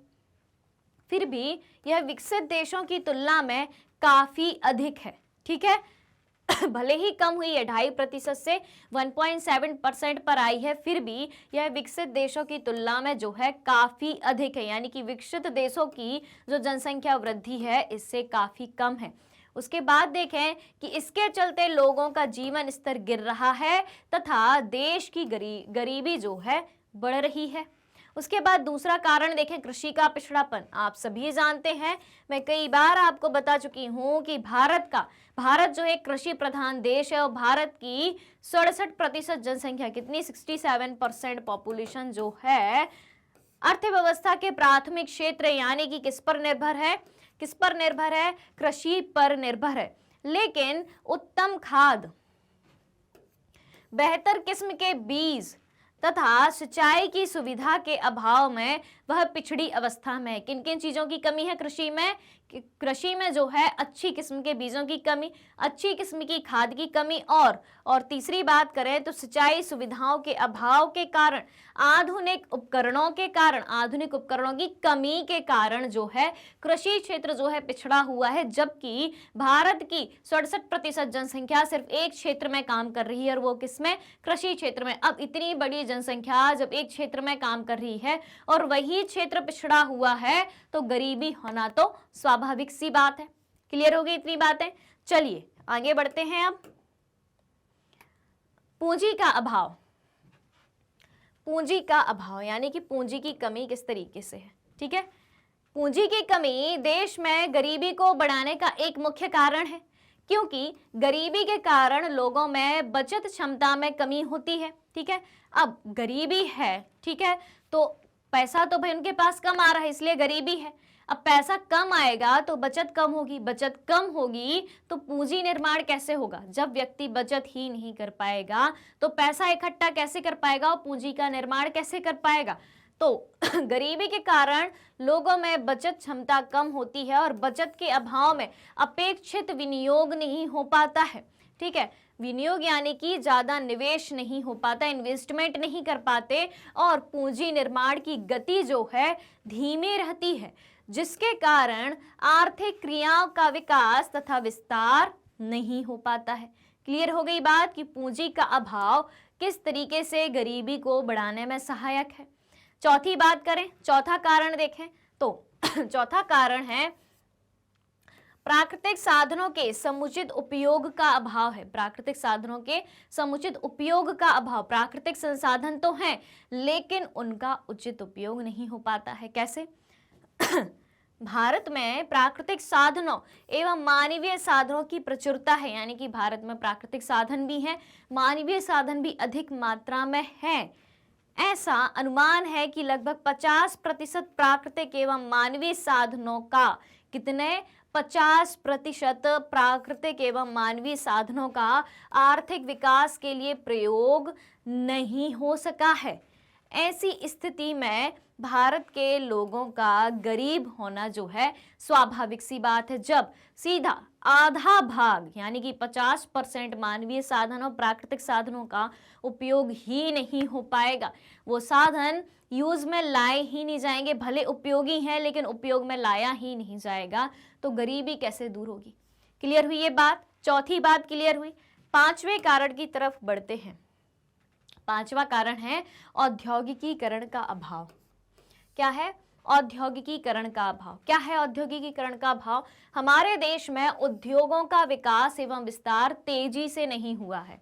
ठीक है, क्या बात कह रहे हैं यहाँ पे कि हमारे देश में उद्योगों का विकास एवं विस्तार जो है तेजी से नहीं हुआ है, जिसके कारण कृषि क्षेत्र से जनसंख्या का हस्तांतरण, कहाँ से? कृषि क्षेत्र से जनसंख्या का हस्तांतरण उद्योगों में नहीं हुआ। इसके कारण लोगों को रोजगार के साधन उपलब्ध ही नहीं है। आय के बेहतर स्रोत के अभाव में, किसमें? आय के बेहतर स्रोत के अभाव में बेकारों की बढ़ती हुई संख्या के कारण लोगों में गरीबी विद्यमान है। कैसे? औद्योगिकीकरण की कमी के कारण उद्योगों का विकास एवं विस्तार तेजी से नहीं हुआ, जिसके कारण कृषि क्षेत्र से जनसंख्या का हस्तांतरण दूसरे क्षेत्रों में हो ही नहीं पाया। 67% जनसंख्या कृषि क्षेत्र में कार्यरत है। ठीक है, अब क्या है भाई, शॉर्टकट में समझने की कोशिश करना, उद्योगों की कमी है। ठीक है, उद्योगों की कमी है, तो यहाँ की जो जनसंख्या है, जो 67% जनसंख्या है, वो उद्योगों की तरफ मूव ही नहीं कर पाई, क्योंकि वहां पे उसको रोजगार के साधन ही नजर नहीं आते हैं, उद्योगों की कमी बनी हुई है। ठीक है, तो इसके कारण जो है लोगों को रोजगार के साधन उपलब्ध नहीं, आय के बेहतर स्रोत के अभाव में बेकारों यानी कि बेरोजगारों की संख्या बढ़ती हुई जाती है, और इसी वजह से लोगों में गरीबी विद्यमान है। पांचवा कारण क्लियर कि किस तरीके से औद्योगिकीकरण की कमी जो है गरीबी को बढ़ाने में सहायक है।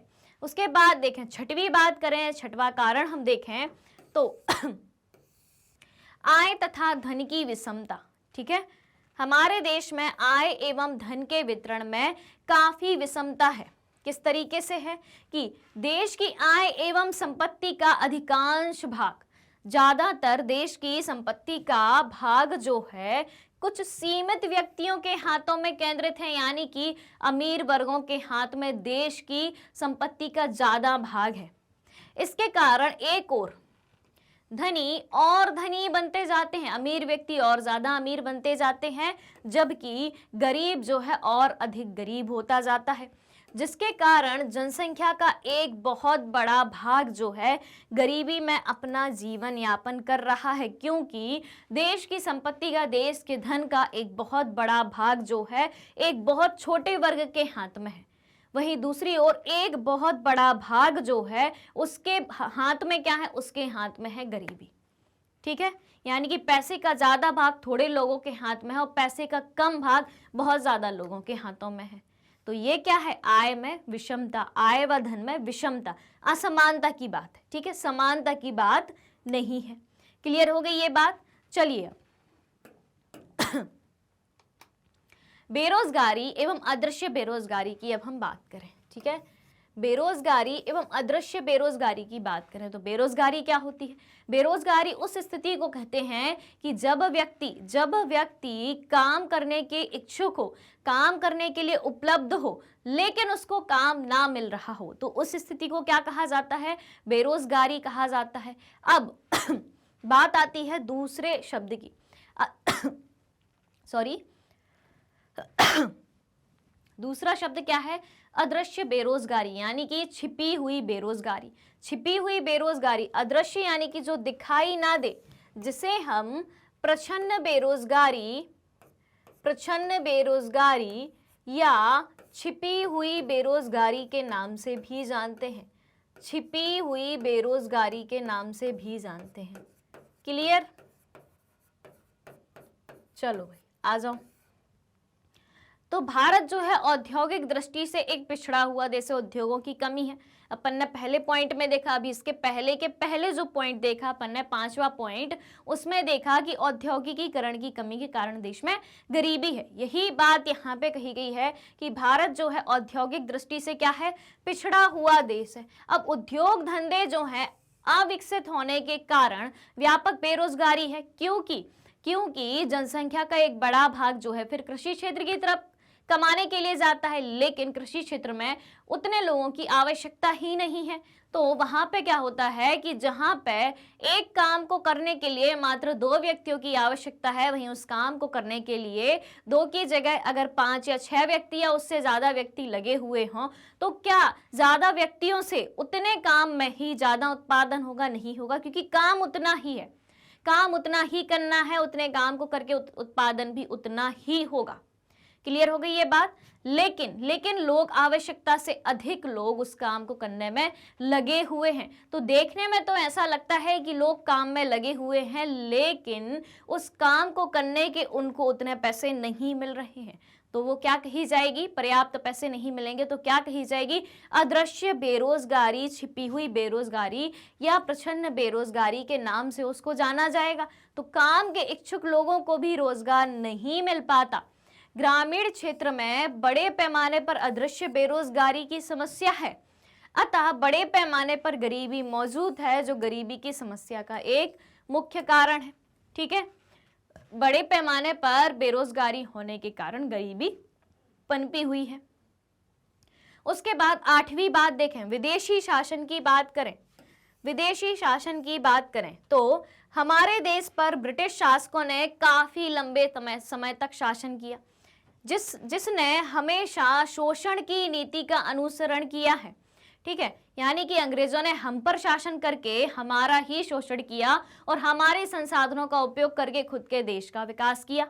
ठीक है, तो हमारे देश पर ब्रिटिश शासकों ने काफी लंबे समय तक शासन किया, जिसने शोषण की नीति का अनुसरण किया। ब्रिटिश शासकों की नीति ऐसी थी जो उनकी आर्थिक नीति के अनुरूप थी, यानी कि उनके आर्थिक लाभ के परिदृश्य में अच्छी थी, उनको तो आर्थिक लाभ था उस नीति से, तथा भारत के हितों के विरुद्ध थी। लेकिन भारत के आर्थिक पक्ष में उनकी नीति नहीं थी। उनकी इस नीति के कारण भारत के विकसित कुटीर उद्योगों का पतन हुआ, भारत के छोटे उद्योगों का पतन हुआ, कुटीर उद्योगों का पतन हुआ और लाखों लोग जो है गरीबी के शिकार हो गए। यानी कि विदेशियों के भारत पर शासन करने के कारण, भारत का शोषण करने के कारण, भारत के कुटीर उद्योगों को बंद करने के कारण, खुद के देश के आर्थिक विकास करने के कारण हमारे देश में गरीबी आई। हमारे देश में गरीबी वर्तमान में मौजूद है। क्लियर हो गई इतनी बातें? 8 कारण आपको क्लियर हो गए। अब चलते हैं अपन अगली बात पर। अगला कारण देखें प्रतिकूल सामाजिक वातावरण। भाई क्या है प्रतिकूल सामाजिक वातावरण? भारत में शिक्षा का घोर अभाव है। ठीक है, हर व्यक्ति शिक्षित नहीं है। भारत की जनसंख्या जो है, अपन कुछ आंकड़े देखें तो 74.2% ही जनसंख्या जो है साक्षर जनसंख्या की श्रेणी में आती है। अधिकांश भारतीय अशिक्षित एवं रूढ़िवादी होते हैं, अशिक्षित होते हैं और पुरानी नीतियों को मानने वाले होते हैं, रूढ़िवादी होते हैं, जिसके कारण वे अपने आर्थिक और सामाजिक जीवन में किसी प्रकार का परिवर्तन नहीं ला पाते। किस वजह से? अशिक्षा के कारण से, अशिक्षित होने के कारण और रूढ़िवादी होने के कारण वे अपने आर्थिक और सामाजिक जीवन में जो है कोई परिवर्तन नहीं ला पाते और इसके कारण भी देश में गरीबी विद्यमान है। वो जिस तरीके का जीवन यापन करते हैं वैसा ही जीवन जीते चले जाते हैं, जिसमें सबसे बड़ा कारण क्या है कि लोगों का अशिक्षित होना और रूढ़िवादी होना। अशिक्षित और रूढ़िवादी होना ही प्रतिकूल सामाजिक वातावरण को जन्म देता है, जो कि गरीबी का एक मुख्य कारण बना हुआ है। क्लियर हो गई इतनी बातें? चलिए अब देखें अपन 10वां कारण देखें। 10वां कारण देखें तो 10वें कारण में बात होती है यातायात के साधनों की कमी। तो यातायात के साधनों की कमी गरीबी को बनाए रखने में किस प्रकार अपना योगदान देती है? तो भारत में यातायात के साधनों की कमी है, इसी के चलते हमारे आर्थिक विकास की गति मंद है। देश के विकास के लिए इन साधनों का विकास भी आवश्यक है। अतः यातायात के साधनों की पूर्ति के द्वारा जो है देश में गरीबी को काफी हद तक कम किया जा सकता है। तो इस तरीके से हमने कुछ 10 कारणों के बारे में जाना जो कारण गरीबी को बढ़ाते हैं। तो यानी कि गरीबी को बढ़ाने के अपन ने 10 कारण देखे। अब आपकी परीक्षा में आपसे पूछा जाए तो 10 में से 5 कारण तो आपको याद रहेंगे ही, और 5 कारण सफिशिएंट है, लेकिन पूरे कारण जानना जरूरी है, ठीक है, और पूरे कारण याद रखना भी जरूरी है, ठीक है। हो गई इतनी बातें। अब चलते हैं अपन कारण के बाद जो है गरीबी उन्मूलन के उपायों की तरफ चलते हैं। गरीबी उन्मूलन के उपाय देखें। गरीबी उन्मूलन यानी कि उन्मूलन शब्द का अर्थ होता है कम करना। तो यहाँ पे गरीबी उन्मूलन की बात हो रही है, तो गरीबी को कम करने के क्या उपाय हो सकते हैं उनको जान लेते हैं।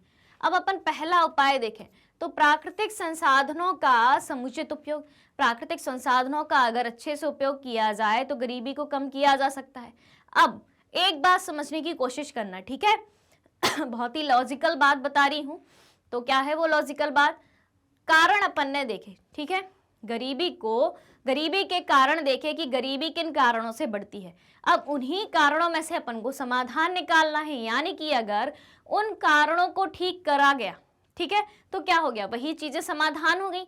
वहां पे अपन ने क्या देखा था कि प्राकृतिक संसाधनों का समुचित उपयोग नहीं हो पाता, इसलिए गरीबी बनी हुई है। अब यहाँ पे अपन को क्या देखना है कि प्राकृतिक संसाधनों का हमें समुचित उपयोग करना है, ठीक है। जनसंख्या वृद्धि थी तो जनसंख्या पर नियंत्रण करना है। कृषि उत्पादन कम था तो कृषि उत्पादन में वृद्धि के प्रयास करने हैं। देश में औद्योगिकीकरण की कमी थी तो देश में औद्योगिकीकरण को बढ़ाना है। पूंजी का अभाव है तो पूंजी की व्यवस्था करनी है। यातायात के साधनों की कमी थी तो यातायात के साधनों का विकास करना है। आय तथा धन का असमान वितरण था तो आय तथा धन का हमें समान वितरण करना है। रोजगार के अधिक अवसर बनाने हैं। लघु एवं कुटीर उद्योगों का विकास करना है जो कि विदेशी शासन के कारण खत्म हो गए थे। निवेश में वृद्धि करवानी है, यानी कि इन्वेस्टमेंट में वृद्धि हो। तो ये कुछ बातें हो गई किस बारे में? ये बातें हो गई गरीबी उन्मूलन के उपाय, यानी कि गरीबी को कम करने के लिए कौन कौन से उपाय किए जा सकते हैं।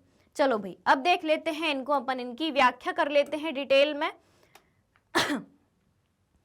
गरीबी उन्मूलन के उपाय तो जनसंख्या का एक बहुत बड़ा हिस्सा, हम सभी जानते हैं कि जनसंख्या का एक बहुत बड़ा हिस्सा आज भी गरीबी में निवास कर रहा है। ग्रामीण तथा शहरी दोनों क्षेत्रों में गरीबी का भार हमें दृष्टिगोचर होता है। ऐसा नहीं है कि सिर्फ एक क्षेत्र में गरीबी हो, चाहे वो शहरी क्षेत्र हो चाहे वो ग्रामीण क्षेत्र हो, दोनों क्षेत्रों में गरीबी बराबर विद्यमान है। गरीबी आज भी हमारे देश की एक महत्वपूर्ण समस्या बनी हुई है। गरीबी उन्मूलन के निम्नलिखित उपाय किए जा सकते हैं। कौन कौन से? जिसमें कि कुछ इस प्रकार हैं। प्राकृतिक संसाधनों का समुचित उपयोग। प्राकृतिक साधनों का समुचित उपयोग किस तरीके से किया जा सकता है? कहा जाता है कि भारत एक धनी देश है। भारत एक धनी देश है, ठीक है, लेकिन भारतीय गरीब हैं। भारत तो धनी देश है लेकिन भारतीय गरीब हैं, जिसका अर्थ यह है कि भारत में प्राकृतिक संसाधनों की प्रचुरता तो है लेकिन यहाँ के निवासी गरीबी का जीवन व्यतीत करते हैं। क्यों? क्योंकि यहाँ पे प्राकृतिक संसाधनों का उचित उपयोग करने की तकनीकें नहीं है। अतः गरीबी को दूर करने के लिए देश के प्राकृतिक संसाधन और मानवीय संसाधन, दोनों संसाधन, प्राकृतिक संसाधन और मानवीय संसाधनों का जो है समुचित उपयोग होना चाहिए। क्लियर इतनी बात? चलिए अगले उपाय की तरफ बढ़ें। अगला उपाय है आपका जनसंख्या पर नियंत्रण लाया जाए। जनसंख्या पर नियंत्रण लाके गरीबी कैसे कम की जाएगी? कि देश की जनसंख्या पर प्रभावी नियंत्रण करके ही गरीबी की समस्या को जो है कम किया जा सकता है।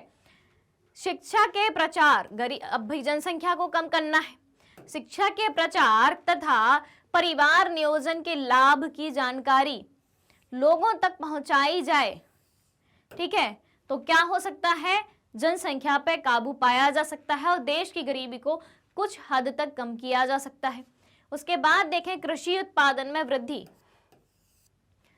कृषि उत्पादन में वृद्धि, हमारा देश मुख्यतः एक कृषि प्रधान देश है, जहां लगभग जनसंख्या का 2/3 भाग जो है कृषि पर आधारित है, 67% भाग जो है कृषि पर आधारित है। अब कृषि को अगर आधुनिक बना दिया जाए, ठीक है, उत्तम खाद, बीज और उर्वरकों का प्रयोग करा जाए, आधुनिक उपकरणों का प्रयोग करा जाए, तो कृषि उत्पादन में जो है वृद्धि की जा सकती है। कृषि का तीव्र विकास करके गरीबी को जो है दूर किया जा सकता है, ठीक है। यानी कि कृषि क्षेत्र जो पिछड़ा हुआ क्षेत्र है और उसी में देश की सर्वाधिक जनसंख्या कार्यरत है, तो उसी क्षेत्र को बहुत अच्छा बना के हम क्या कर सकते हैं, कृषि क्षेत्र में जो गरीबी है उसको दूर कर सकते हैं, ठीक है। उसके बाद हम देखें चौथा उपाय कि देश का औद्योगिकीकरण कर दिया जाए। किस तरीके से? गरीबी की समस्या के समाधान के लिए, गरीबी की समस्या के समाधान के लिए देश का औद्योगिकीकरण भी अनिवार्य है। इससे कृषि पर से जनसंख्या का बोझ कम होगा, लोगों को रोजगार के अधिक अवसर उपलब्ध होंगे तथा उनकी प्रति व्यक्ति आय में भी वृद्धि होगी। जनसंख्या का जो एक बहुत बड़ा भाग कहाँ पे लगा हुआ है, कृषि क्षेत्र में लगा हुआ है, तो वहां से जनसंख्या उद्योगों की तरफ आएगी, उद्योगों में काम करने लगेगी, तो क्या होगा भाई, देश में गरीबी कम होगी, कृषि पर से लोगों का भार कम होगा। पूंजी की व्यवस्था, अब देखें पूंजी की व्यवस्था, जो कि पूंजी की कमी बनी हुई है, ठीक है, तो पूंजी की व्यवस्था की जाए किस तरीके से? चूंकि कृषि एवं उद्योगों के विकास के लिए पर्याप्त पूंजी आवश्यक है, तो भारत में बचत एवं पूंजी निर्माण की दर जो है बहुत कम है।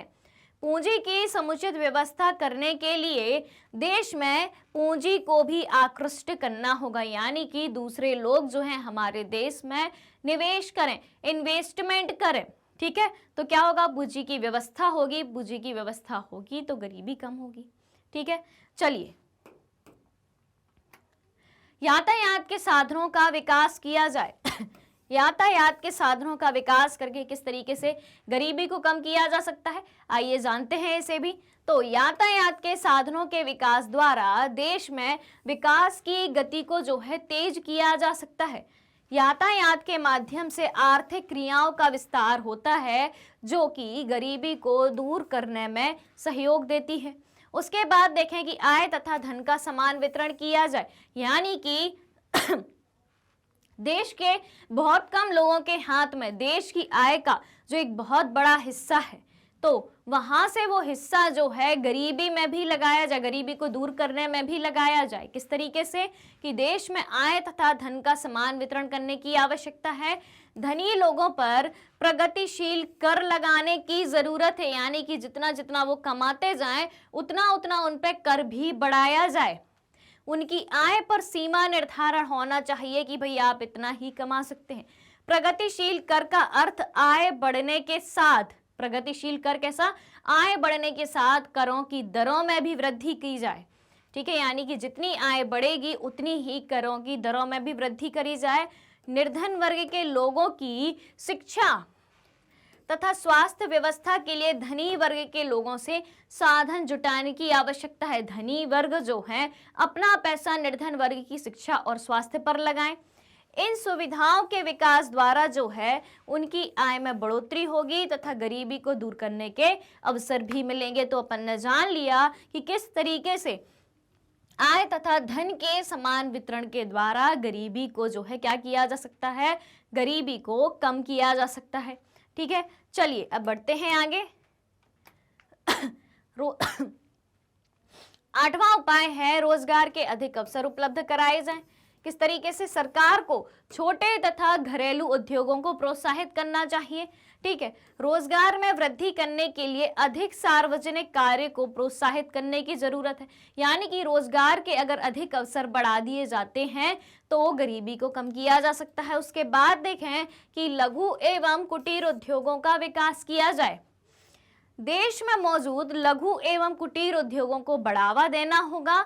इससे ग्रामीण क्षेत्र के लोगों की आय बढ़ेगी और गरीबी को कम करने में ये जो कुटीर उद्योग और लघु उद्योग हैं वो मदद करेंगे। उसके बाद देखें निवेश में वृद्धि, यानी कि इन्वेस्टमेंट को बढ़ाया जाए।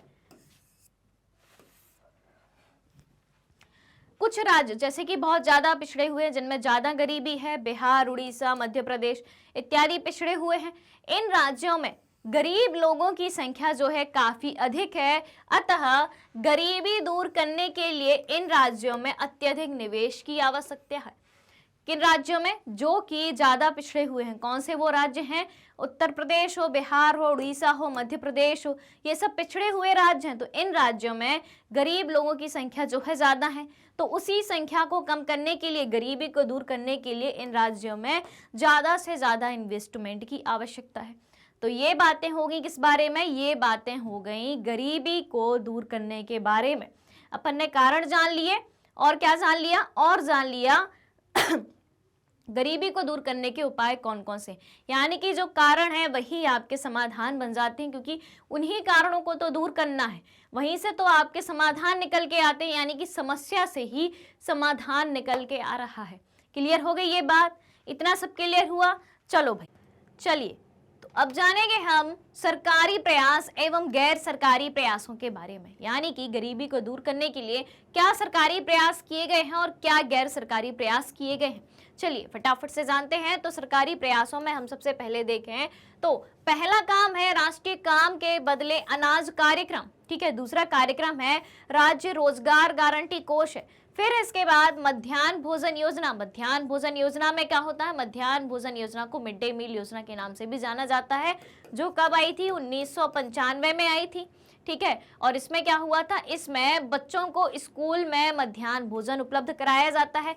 उसके बाद न्यूनतम आवश्यकता कार्यक्रम आया। उसके बाद देखें हम समेकित ग्रामीण विकास कार्यक्रम आया। उसके बाद स्वर्ण जयंती ग्राम स्वरोजगार योजना, जवाहर रोजगार योजना, और आगे देखते जाएं तो प्रधानमंत्री रोजगार योजना, प्रधानमंत्री ग्रामोदय योजना, स्वर्ण जयंती शहरी रोजगार योजना। तो ये बातें हो गई कुछ निर्धनता को दूर करने के सरकारी प्रयासों के बारे में। अब हम देखें कि क्या गैर सरकारी प्रयास हो सकते हैं निर्धनता को दूर करने के। तो पहली बात हो जाएगी आपकी स्वरोजगार के बारे में, यानी कि लोगों का खुद का रोजगार हो।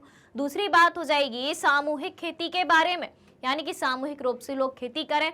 उसके बाद हो जाएगी सामुदायिक विकास कार्यक्रम की बात, और आखिरी में बात करेंगे हम सेल्फ हेल्प ग्रुप, यानी कि स्वयं सहायता समूह की हम बात करेंगे, ठीक है। तो ये हो गए कुछ सरकारी प्रयास और गैर सरकारी प्रयास जो कि गरीबी को दूर करने में सहायक हैं। अब हम एक एक करके सरकारी प्रयासों को और गैर सरकारी प्रयासों को डिटेल में जान लेते हैं। तो सबसे पहले देखें हम सरकारी प्रयासों के बारे में जाने तो गरीबी दूर करने के लिए किए गए सरकारी प्रयास कुछ इस तरीके से हैं, जैसे कि पहला है राष्ट्रीय काम के बदले अनाज कार्यक्रम, जो कि कब शुरू किया गया था? भारत सरकार के द्वारा शुरू किया गया था, यानी कि पूरे भारत पर लागू होता है। तो भारत सरकार के द्वारा सन 2004 में शुरू किया गया था, और देश के सबसे पिछड़े जो 150 जिले थे उन जिलों में लागू किया गया था।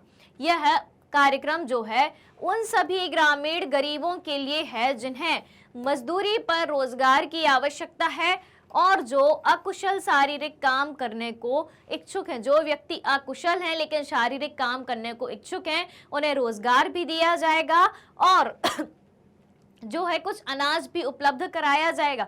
तो इसका कार्यान्वयन जो है 100% केंद्रीय वित्त पोषित है, यानी कि ये योजना जो है किसकी योजना है?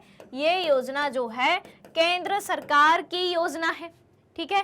केंद्रीय वित्त पोषित कार्यक्रम के रूप में किया गया है, और इस मद में भारत के केंद्रीय सरकार के द्वारा निःशुल्क खाद्यान्न भी उपलब्ध कराया जाता है, यानी कि निःशुल्क मुफ्त में अनाज भी उपलब्ध कराया जाता है। इसलिए इसका नाम क्या है? काम के बदले अनाज कार्यक्रम। उसके बाद देखें राज्य रोजगार गारंटी कोष, राज्य रोजगार गारंटी कोष, ठीक है। चलिए तो इस कार्यक्रम के अंतर्गत क्या है? इस कार्यक्रम के अंतर्गत अगर आवेदक जिसने भी काम के लिए अप्लाई किया, अगर आवेदक को 15 दिनों के अंदर रोजगार उपलब्ध नहीं कराया गया तो वह बेरोजगार भत्ता पाने का हकदार होगा। किसका? बेरोजगार भत्ता पाने का हकदार होगा। उसके बाद देखें तीसरी योजना, देखें न्यूनतम आवश्यकता कार्यक्रम। तीसरी योजना पे गौर करें तो वो क्या है? न्यूनतम आवश्यकता कार्यक्रम। तो यह कार्यक्रम कब शुरू किया गया? यह कार्यक्रम शुरू किया गया पांचवी पंचवर्षीय योजना सन 1974 से 79 के दौरान देश में गरीबी निवारण यानी कि गरीबी को दूर करने के लिए लागू किया गया। इस कार्यक्रम का मुख्य उद्देश्य अब जाने, तो इस कार्यक्रम का मुख्य उद्देश्य अब अपन जानेंगे। तो क्या है उद्देश्य? है देश की गरीब जनता को कम से कम न्यूनतम जरूरतें, यानी कि देश की जनता की न्यूनतम जरूरतें क्या है, जैसे कि पेयजल, शिक्षा, स्वास्थ्य सुविधाओं इत्यादि की आपूर्ति करना। किस किस की? पेयजल की, शिक्षा की, स्वास्थ्य सुविधाओं की आपूर्ति करना, जो कि हर व्यक्ति की न्यूनतम आवश्यकताएं होती हैं, बेसिक नीड्स होती हैं। तो न्यूनतम आवश्यकता कार्यक्रम के तहत जो है इन आवश्यकताओं की पूर्ति करने पर जोर दिया गया। कब दिया गया? पांचवी पंचवर्षीय योजना के दौरान दिया गया। उसके बाद देखें अपन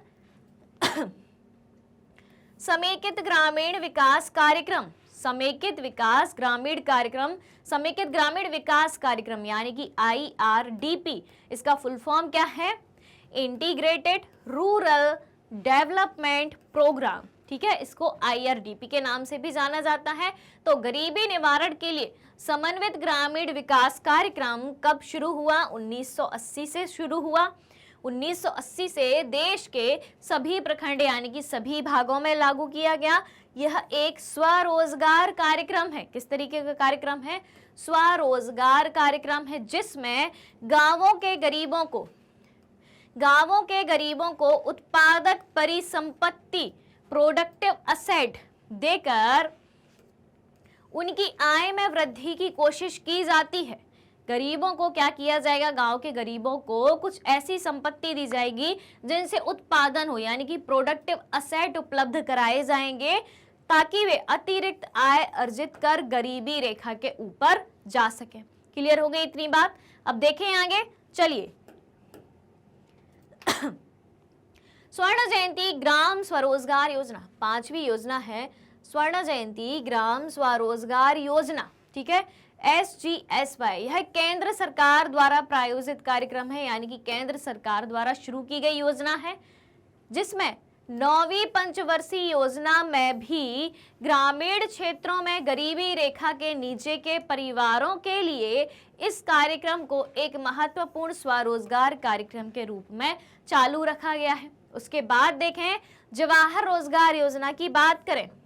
जवाहर रोजगार योजना की बात करें तो ये योजना जो है 1989 में प्रारंभ की गई और यह एक मजदूरी आधारित रोजगार कार्यक्रम है, जिसके अंतर्गत जो है लोगों को रोजगार दिया जाएगा और 1989 में ये जो है शुरू करी गई। यहाँ पे दो बातें याद रखने लायक हैं, आपने गौर किया हो, मैं दो चीजों पर हाईलाइट कर रही हूँ यहाँ पे।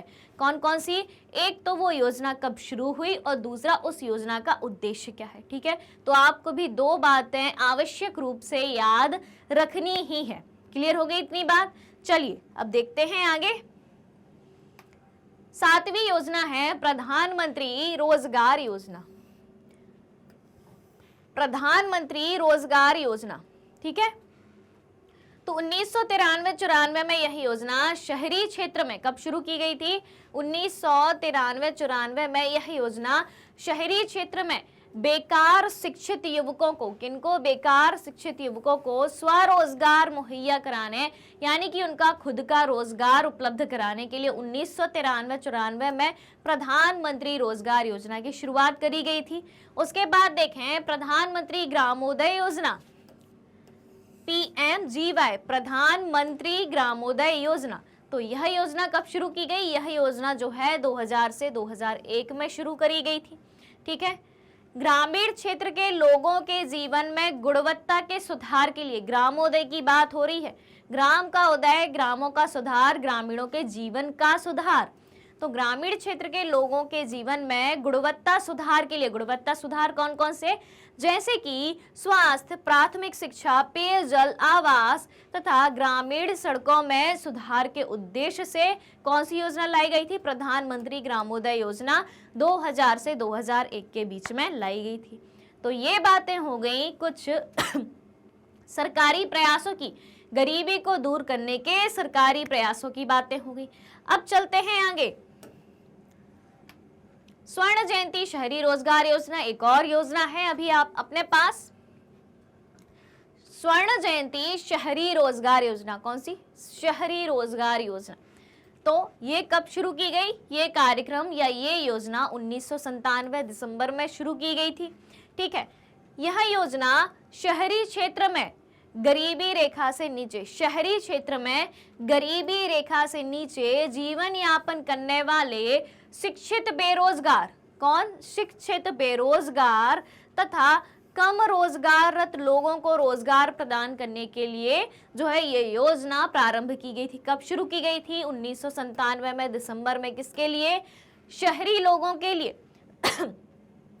तो शहरी क्षेत्र में जो गरीबी रेखा से नीचे जीवन यापन करने वाले शिक्षित बेरोजगार हैं तथा कम रोजगाररत, यानी कि जिनको रोजगार बहुत कम मिलता है, जिनकी आय बहुत कम है, तो कम रोजगाररत लोगों को रोजगार प्रदान करने के लिए ये योजना प्रारंभ करी गई थी। क्लियर इतनी बात है? चलिए अब बढ़ते हैं आगे। अब सरकारी प्रयासों के बाद हम जानेंगे गरीबी को दूर करने के कुछ गैर सरकारी प्रयासों के बारे में। तो गैर सरकारी प्रयास कौन कौन से हैं उनको भी देख लेते हैं। तो गरीबी के निदान के रूप में कुछ गैर सरकारी प्रयास भी किए जा रहे हैं, जो कि इस प्रकार हैं। पहला प्रयास है स्वरोजगार। इस शब्द को समझें तो स्व मतलब अपना, रोजगार मतलब काम, यानी कि रोजगार यानी कि ऐसा काम जो आय का साधन हो। तो खुद की आय का एक साधन हो, जिसे क्या कहा जाता है? स्वरोजगार कहा जाता है। ठीक है, तो सरकारी प्रयास के अतिरिक्त गैर सरकारी प्रयास भी गरीबी को दूर करने के लिए गांवों एवं शहरों के स्तर पर काफी कारगर सिद्ध हुए हैं। इसके लिए गरीब व्यक्ति सरकारी स्तर पर प्रशिक्षण प्राप्त करता है, यानी कि सरकार गरीबों को पहले प्रशिक्षण देती है, पहले ट्रेनिंग देती है किसी काम की। ठीक है, फिर बैंक की सहायता से खुद रोजगार करना वो प्राप्त करते हैं। सरकार से प्रशिक्षण प्राप्त करते हैं और बैंक से लोन लेके वो काम करना वो शुरू करते हैं, जिसे क्या कहा गया?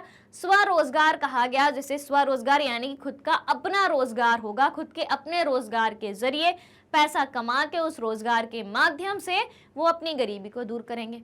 एक प्रयास हो गया। दूसरे प्रयास की बात करते हैं। सामूहिक खेती। सामूहिक खेती की बात करें भाई, किस तरीके से ये गरीबी को कम करने में सहायक है? तो कृषि में छोटी छोटी कठिनाइयों को आसानी से दूर करने के लिए सामूहिक प्रयास किया जाने लगा। कैसे?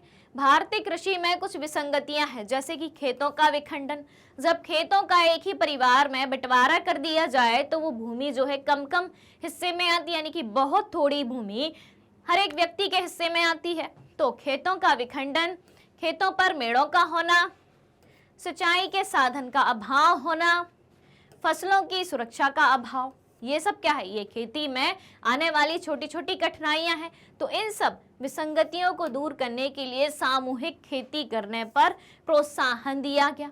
तो सामूहिक खेती के द्वारा, सामूहिक खेती जो कि गैर सरकारी प्रयास है, तो सामूहिक खेती के द्वारा जो है गरीबी को काफी हद तक दूर किया जा सकता है।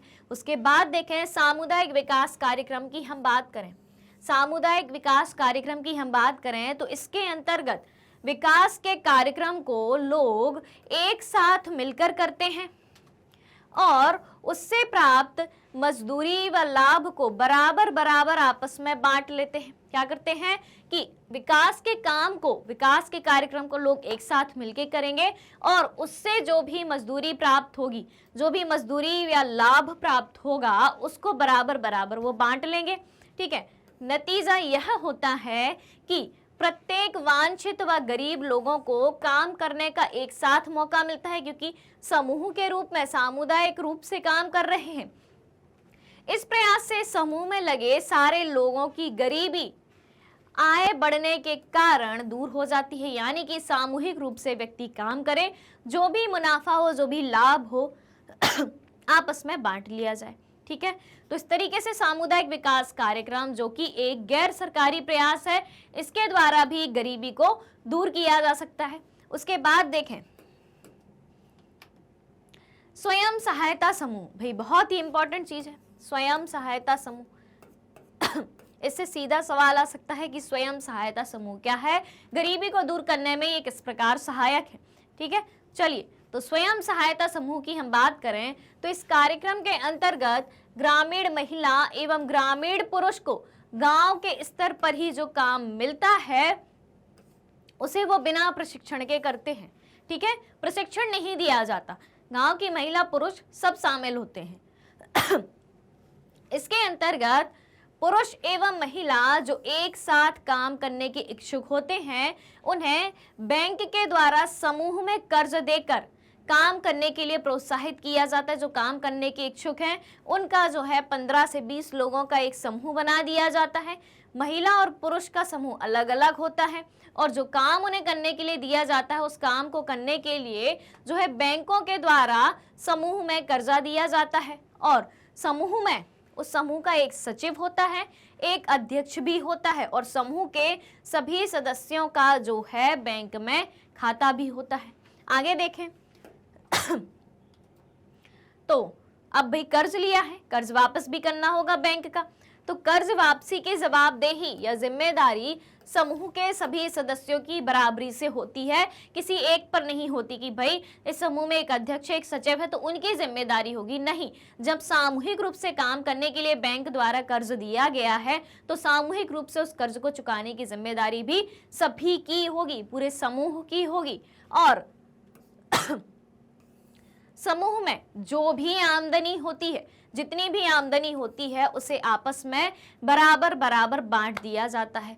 तो इस तरीके से जो है अप्रशिक्षित बेरोजगार व्यक्ति भी इससे लाभान्वित हो सकते हैं और अपनी गरीबी को दूर करने में सफल हो सकते हैं। तो ये हमने क्या जाना, ये हमने जाना गरीबी को दूर करने के कुछ गैर सरकारी प्रयासों के बारे में जाना। ठीक है, तो इस चैप्टर में टोटल हमने क्या क्या जाना, इस चैप्टर में हमने जाना गरीबी क्या होती है। ठीक है, गरीबी के दो प्रकार जाने। ठीक है, कौन सी गरीबी, शहरी गरीबी और ग्रामीण गरीबी। उसके बाद हमने देखा गरीबी का दुष्चक्र देखा। ठीक है, फिर उसके बाद हमने देखा सामाजिक वैज्ञानिकों की दृष्टि में गरीबी का मापदंड कैसे किया जाता है। तो उसमें हमने जाना सामाजिक अपवर्जन क्या होता है, असुरक्षा क्या होती है, असुरक्षित समूह क्या होते हैं, ये सारी चीजें जानी। उसके बाद हमने अंतरराज्यीय असमानता देखी, गरीबी के मामले में अंतरराज्यीय असमानता किस तरीके से व्याप्त है। और उसके बाद विश्वव्यापी वैश्विक आंकड़े भी गरीबी के देखे कि विश्व के अलग अलग देशों में गरीबी में किस प्रकार से भिन्नता है, किस देश में ज्यादा गरीबी पाई जाती है, किस में कम पाई जाती है। उसके बाद हम आए अपने अगले पड़ाव पे और जो था निर्धनता के कारण क्या है।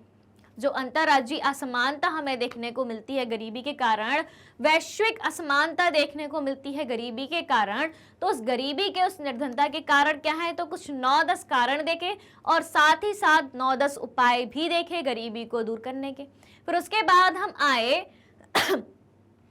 गरीबी को दूर करने के लिए किए गए प्रयास, क्या सरकारी प्रयास किए गए और क्या गैर सरकारी प्रयास किए गए। तो इस तरीके से हमने गरीबी के बारे में काफी कुछ जाना। ठीक है, अब हम देखेंगे भावी चुनौतियों के बारे में जानेंगे कि गरीबी में आगे आने वाली चुनौतियां क्या क्या हैं। चलिए तो फटाफट से इसको भी देख लेते हैं। भारत में निर्धनता में निश्चित रूप से गिरावट आई है, गिरावट तो आई है, लेकिन प्रगति के बावजूद भी निर्धनता उन्मूलन भारत की सबसे बड़ी एक बाध्यकारी चुनौती है। यानी कि कमी तो आई है लेकिन निर्धनता को खत्म नहीं किया जा रहा है, निर्धनता खत्म नहीं हो पा रही है। ये सबके सामने एक चुनौती है। ग्रामीण और शहरी क्षेत्रों में और विभिन्न राज्यों में निर्धनता में व्यापक असमानता है, बिल्कुल है, ये भी एक चुनौती है। अपन ग्रामीण और शहरी गरीबी की तुलना करें तो असमानता यहाँ भी नजर आती है। विभिन्न राज्यों की बात करें तो वहाँ भी असमानता आती है। पूरे विश्व की बात करें तो विश्व के अलग अलग देशों का कंपैरिजन करें, तुलना करें तो वहाँ भी अलग अलग देशों में गरीबी के अलग अलग कारण नजर आते हैं। कुछ सामाजिक और आर्थिक समूह निर्धनता के प्रति अधिक असुरक्षित हैं, बिल्कुल है, कई सारे ऐसे समूह हैं जो निर्धनता के कारण बहुत ज्यादा असुरक्षित हैं।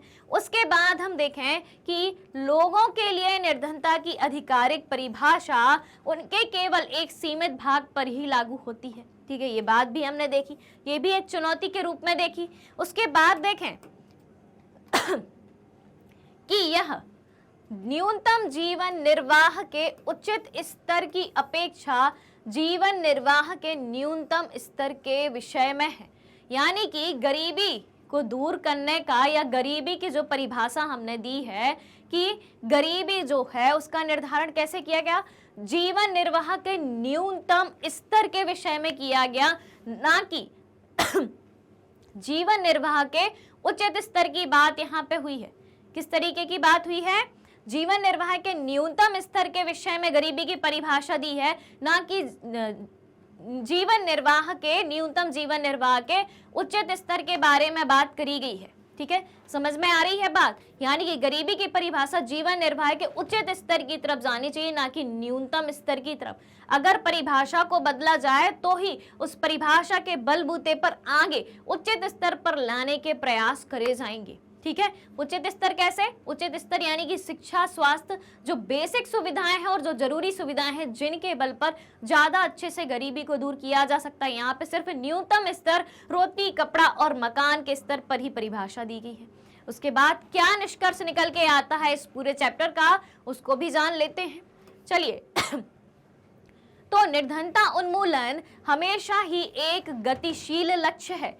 आशा है कि हम अगले दशक के अंत तक सभी लोगों को केवल आय के संदर्भ में न्यूनतम आवश्यक आय उपलब्ध करा सकेंगे। सभी को स्वास्थ्य सेवा, यानी कि उचित स्तर की बात करें, स्वास्थ्य सेवा, शिक्षा और रोजगार सुरक्षा उपलब्ध कराना, लैंगिक समता या लैंगिक समानता यानी कि जेंडर इक्वेलिटी तथा निर्धनों का सम्मान जैसी बड़ी चुनौतियां हमारे लक्ष्य होंगे, और ये और भी बड़े काम होंगे। यानी कि हम सिर्फ और सिर्फ न्यूनतम जीवन स्तर की बात ना करें, हम बात करें उचित जीवन स्तर की। न्यूनतम जीवन स्तर में सिर्फ हम रोटी, कपड़ा, मकान को लेके ना चलें, हम बात करें उचित जीवन स्तर की, यानी कि शिक्षा, स्वास्थ्य जैसी सुविधाओं की बात करें, जिनके बल पर गरीबी को ज्यादा अच्छे से दूर किया जा सकता है। तो ये बात हो गई, अपने पूरे चैप्टर की बात हो गई, पूरा एक कंप्लीट रिवीजन इस सेशन के माध्यम से आपको दिखाया जाता है। तो फटाफट से आप सभी की जिम्मेदारी क्या बनती है? चैप्टर खत्म हो चुका है, सेशन खत्म हो चुका है, रिवीजन हो चुका है, तो अब तो फटाफट से लाइक कर दो और फटाफट से शेयर कर दो और सबको बता दो कि भाई इकोनॉमिक्स का निर्धनता वाले चैप्टर का वन शॉट रिवीजन आ चुका है। चलिए तो अब आपको क्या करना है भाई? अब आपको ये करना है कि हमारे मैग्नेट ब्रेन्स की यूट्यूब चैनल, वेबसाइट, एप्लीकेशन से जुड़ा रहना है। अगर आप ई बुक्स और ई नोट्स भी चाहते हैं तो वेबसाइट और एप्लीकेशन के जरिए यहाँ से आप नोट्स ग्रेब कर सकते हैं। उसके बाद देखें, वीडियो के नीचे जो डिस्क्रिप्शन बॉक्स में यहाँ लिंक दी गई है, उस लिंक पर क्लिक करके भी आप ई बुक्स और ई नोट्स को प्राप्त कर सकते हैं। साथ ही साथ हम प्रोवाइड कराते हैं आपके लिए कुछ टॉप कोर्सेज, जैसे कि CBSE English medium, CBSE Hindi medium. उसके अलावा 3 बोर्ड को भी हम कवर करते हुए चलते हैं, जैसे कि यूपी बोर्ड, बिहार बोर्ड और एमपी बोर्ड। उसके अलावा अदर कोर्सेज भी हमारे पास अवेलेबल हैं, जैसे कि स्पोकन इंग्लिश, सीवीटी, एनटीएससी और ओलंपियाड। और सबसे बड़ी क्वालिटी क्या है, सबसे बड़ी विशेषता क्या है हमारी? सबसे बड़ी विशेषता है ये सारे कोर्स एकदम फ्री में प्रोवाइड कराए जाते हैं इस चैनल पर। तो और हम YouTube के अलावा अदर सोशल मीडिया प्लेटफॉर्म जैसे कि फेसबुक, इंस्टा, ट्विटर और टेलीग्राम पर भी अवेलेबल हैं। तो फटाफट से जल्दी ज़्यादा से ज़्यादा इस सेशन को आप सभी लाइक कर दें, शेयर कर दें, और चैनल से जुड़ी इस सारी अपडेट को जानने के लिए चैनल को फटाफट से आप सभी सब्सक्राइब भी कर दें। तो हमारे साथ बने रहें, हमारे साथ जुड़े रहें, खूब पढ़ते रहें, खुश रहें, मस्त रहें। Thank you so much.